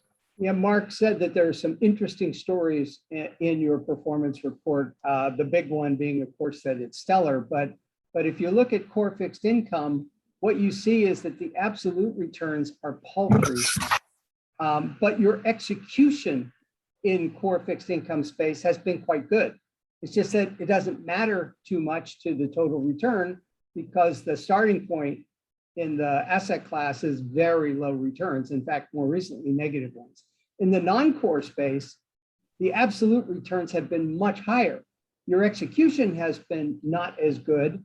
You're under the benchmark for various reasons, but the contribution to total return from your allocation in non-core fixed income is vastly superior, as you can see by just comparing the blue line of absolute returns for non-core versus the blue line for absolute returns to the portfolio for core fixed income. Thanks, Mark. Yeah, And the various, the top 2 or 3 reasons why we're below the benchmark in non-core fixed income or what? I'll let John comment on that, but in all honesty, it's probably over a longer period of time. I would almost look at non-core fixed income, a better benchmark being the core fixed income portfolio. You're essentially investing in, they are riskier assets, but the intent is to get a higher return given how low returns are in core fixed income. And using a high yield benchmark when you do have high yield in there, but you also have emerging market debt, you have preferred securities, which are very different from high yield. It just seems less meaningful. So if I'm looking at this, what would be more meaningful to me is looking at the 10-year of non-core fixed income versus core, and you've got a pretty substantial premium there. But I'll defer to John on that. John, how are you thinking about that? So main reasons why and I would expect that we probably typically underperform is there is no passive alternative here. We can't go invest in the S&P 500 version of the high yield index. So we're going to pay fees. So fees are always going to be a drag, I think, on this space, particularly because we tend to focus on managers that are more downside protecting. So we're not asking them to shoot for the moon and try to beat the index. That's not their goal in many instances. And we're okay with that. So it's kind of a risk reward type thing. I think I said this probably several quarters ago, not that I'm unhappy with the results we've had here, but if we had truly had a recession the way you would have expected from the COVID pandemic that we've had, you would have seen a lot of these high yield companies get slaughtered. We would have had much higher bankruptcies, and our managers, I believe, would have outperformed in that environment because they would have avoided those defaults. We didn't see that, and so people that were in the riskiest names were actually rewarded over a lot of this time period, and we weren't there. And we're okay with that. That's probably the biggest reason. And then as Mark mentioned, there are some big mismatches here when we've added preferreds and we've added EMD. My, I guess gut here is that rather than trying to put together, some custom benchmark where every time we add a different type of manager there, we just said, high yield is going to be the benchmark in this space. We understand there's tracking error there. Hopefully over time, those alternative, strategies will be additive or at least a good diversifier within this space. I'm not terribly concerned about it, I guess, at the end of the day, and as long as we understand what we're getting and why. We absolutely agree with John's response. As John pointed out, there is no passive opportunity here. So that means everything has to be active. And you have a choice that also the dispersion of excess return and conservative to highly risky types of strategies within high yield vary a great deal. And so your strategy, which we applaud, has tended to be to the conservative side, which means that in periods of exuberance, your strategy is going to be conservative and fall short of the benchmark. But here's the deal. Look at the absolute returns from the allocation in non-core fixed income as basically your reward for having money there in the first place. So I'll stop there. Kevin. So next up is real assets. This is as you know, a newer allocation. The big story here is you can see the reaction of these assets over the past year to the uptick in inflation. And my guess is a lot of that comes from, I mean, Ethan could probably provide some more detailed attribution, but my guess is a decent amount of that came from MLPs and energy related investments. They have had quite the rally thus far this year. But again, this is early. There's a lot of private investments there. So this is kind of going to be similar to real estate and private equity or private assets where you look to see over a much longer period of time how this performs. But certainly over the past year, it was a welcome addition to the portfolio. Moving on to real estate, you do have 10 years here now. As we've said repeatedly in the past, there's no perfect benchmark here. You've rotated a bit through private benchmarks such as the Increase Odyssey to public benchmarks briefly and back to private, which we would be supportive of. Long term, it's been very additive to the portfolio over 10 years, almost a double-digit return up to 9%. Now, if you look back since inception, it's less attractive. Also, keep in mind that it's kind of the worst timing, unfortunately, on entry. However, the bulk of the assets did not get allocated there. So the time weighted return doesn't look as bad, but in terms of the assets, you actually had a lot more in there during more favorable time periods. And again, it's not a perfect index, but the performance there has been strong in terms of absolute returns over the past 10 years. And even with an imperfect index, you have performed quite well. Cash is not much to say about that. You're not going to get anything there, but you performed well relative to the alternative to managing them internally. The Fed has kept rates at rock bottom for the reasons that we discussed. And, unfortunately, you're just not going to get much return there in this type of policy environment. Private assets, I'm not even going to say anything other than there's benchmark mismatch. The thing that is interesting here to keep an eye on, and it's not conclusive because you have had a very long period of rising equities in public markets. But if you think 3 or 4 years ago, when we would look at that 10-year return, private investments were superior to US equity, and they're not now. They're roughly at par, but this could be reflective to some degree. It could be reflective of the fact that you have had a long, extended bull market in public equities, and private equities tend to lag. There's definitely that element of it, but it could also be, and Ethan can tell you, that there's a lot of money going into these areas, and if you don't get in the right areas. And by the way, I think Ethan's philosophy is a sound one, and it's refreshing to see. No, I realize that doesn't necessarily apply here, but the point is, you need to be skilled in terms of getting into areas that still have a high return potential, given that there's a lot of money going into there. So it's something to watch. That if you go another 10 years and it seems like private investments are still lagging public equities, that's something to consider in terms of do we need to get more aggressive in terms of the deals we seek, or maybe just getting too crowded. So again, not definitive answer, but a question to be thinking about. Mark, I would just add here a couple quick comments that, you know, this isn't all private equity either. There's a decent sized chunk of private credit, which we wouldn't expect to have probably the equity like returns here. So that is also pulling it down, but a conscious decision on our part to have some of that in the portfolio, and that's been growing. So not a full apples to apples comparison, public equity versus private equity. Well, that pretty much covers the core asset classes. I know we still have a little more time for Q&A. Questions about general economic environment, portfolio performance, the unending inflation debate. We are open. How come Becky abandoned us? There. I'm here. Okay, find Becky, my what do you unmute have to add?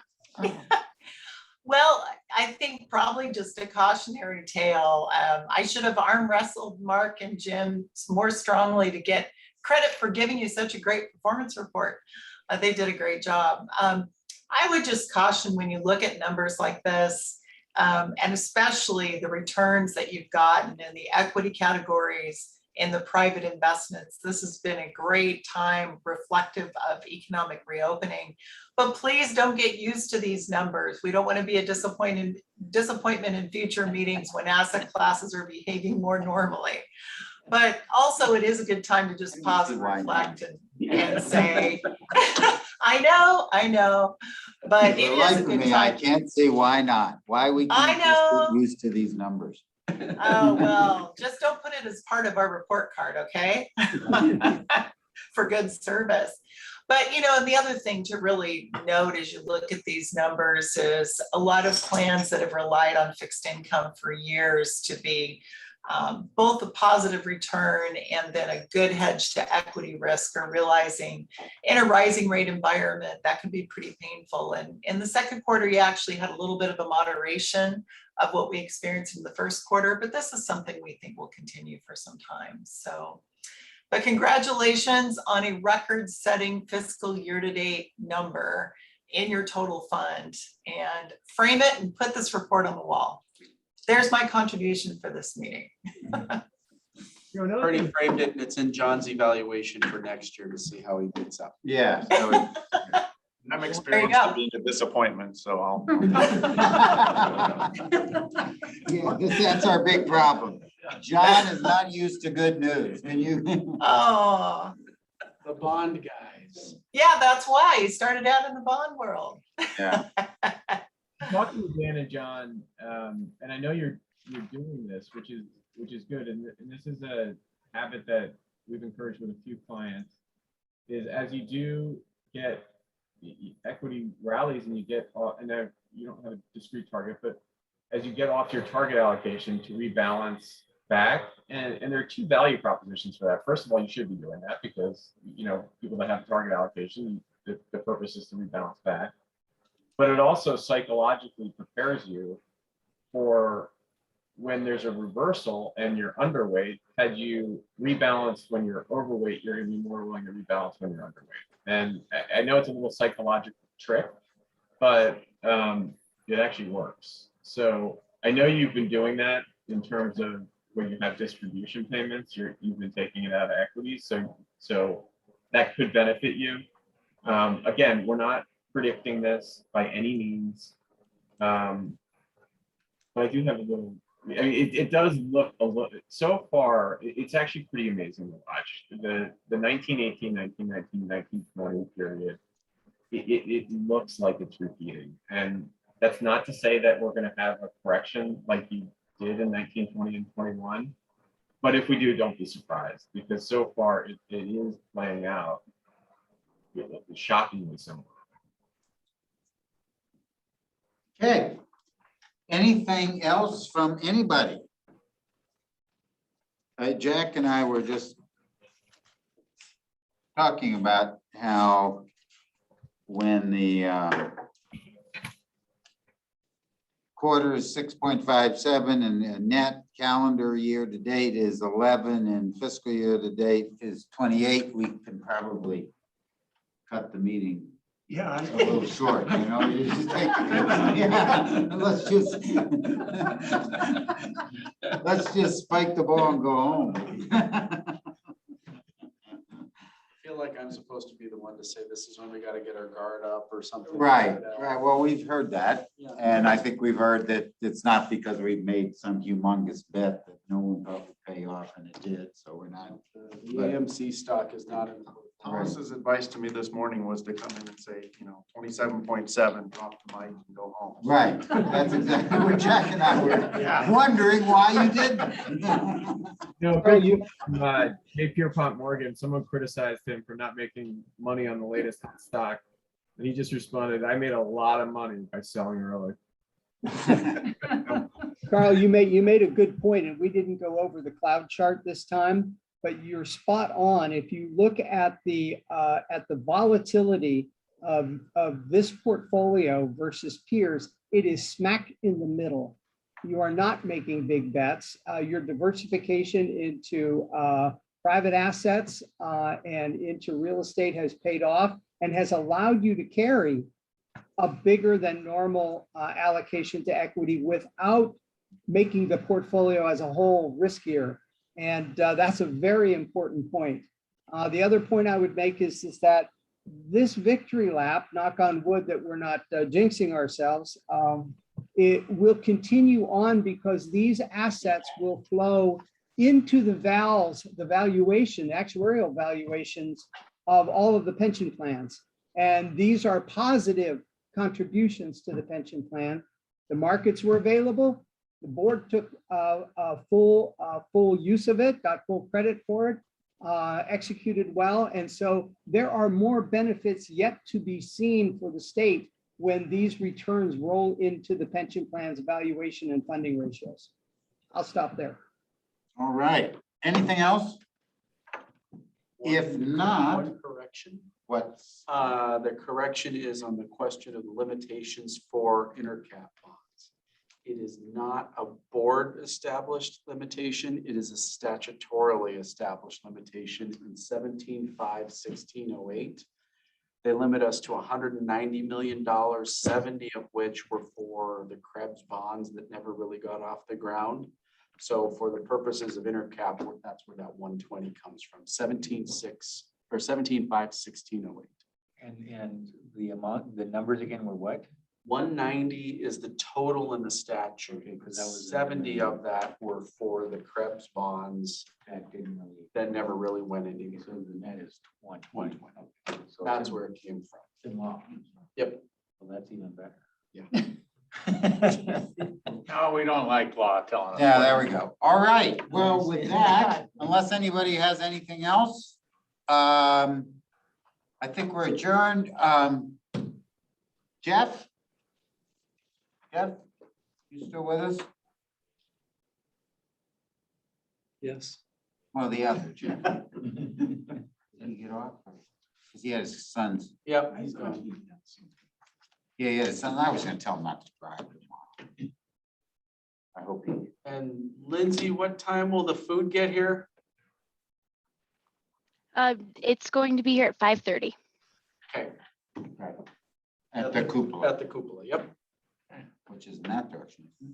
That direction. Okay. Well, I know where I'll see it. That's so I wanted to- DOT. All right. Don't get Well, we're lost. adjourned. All right. And direction.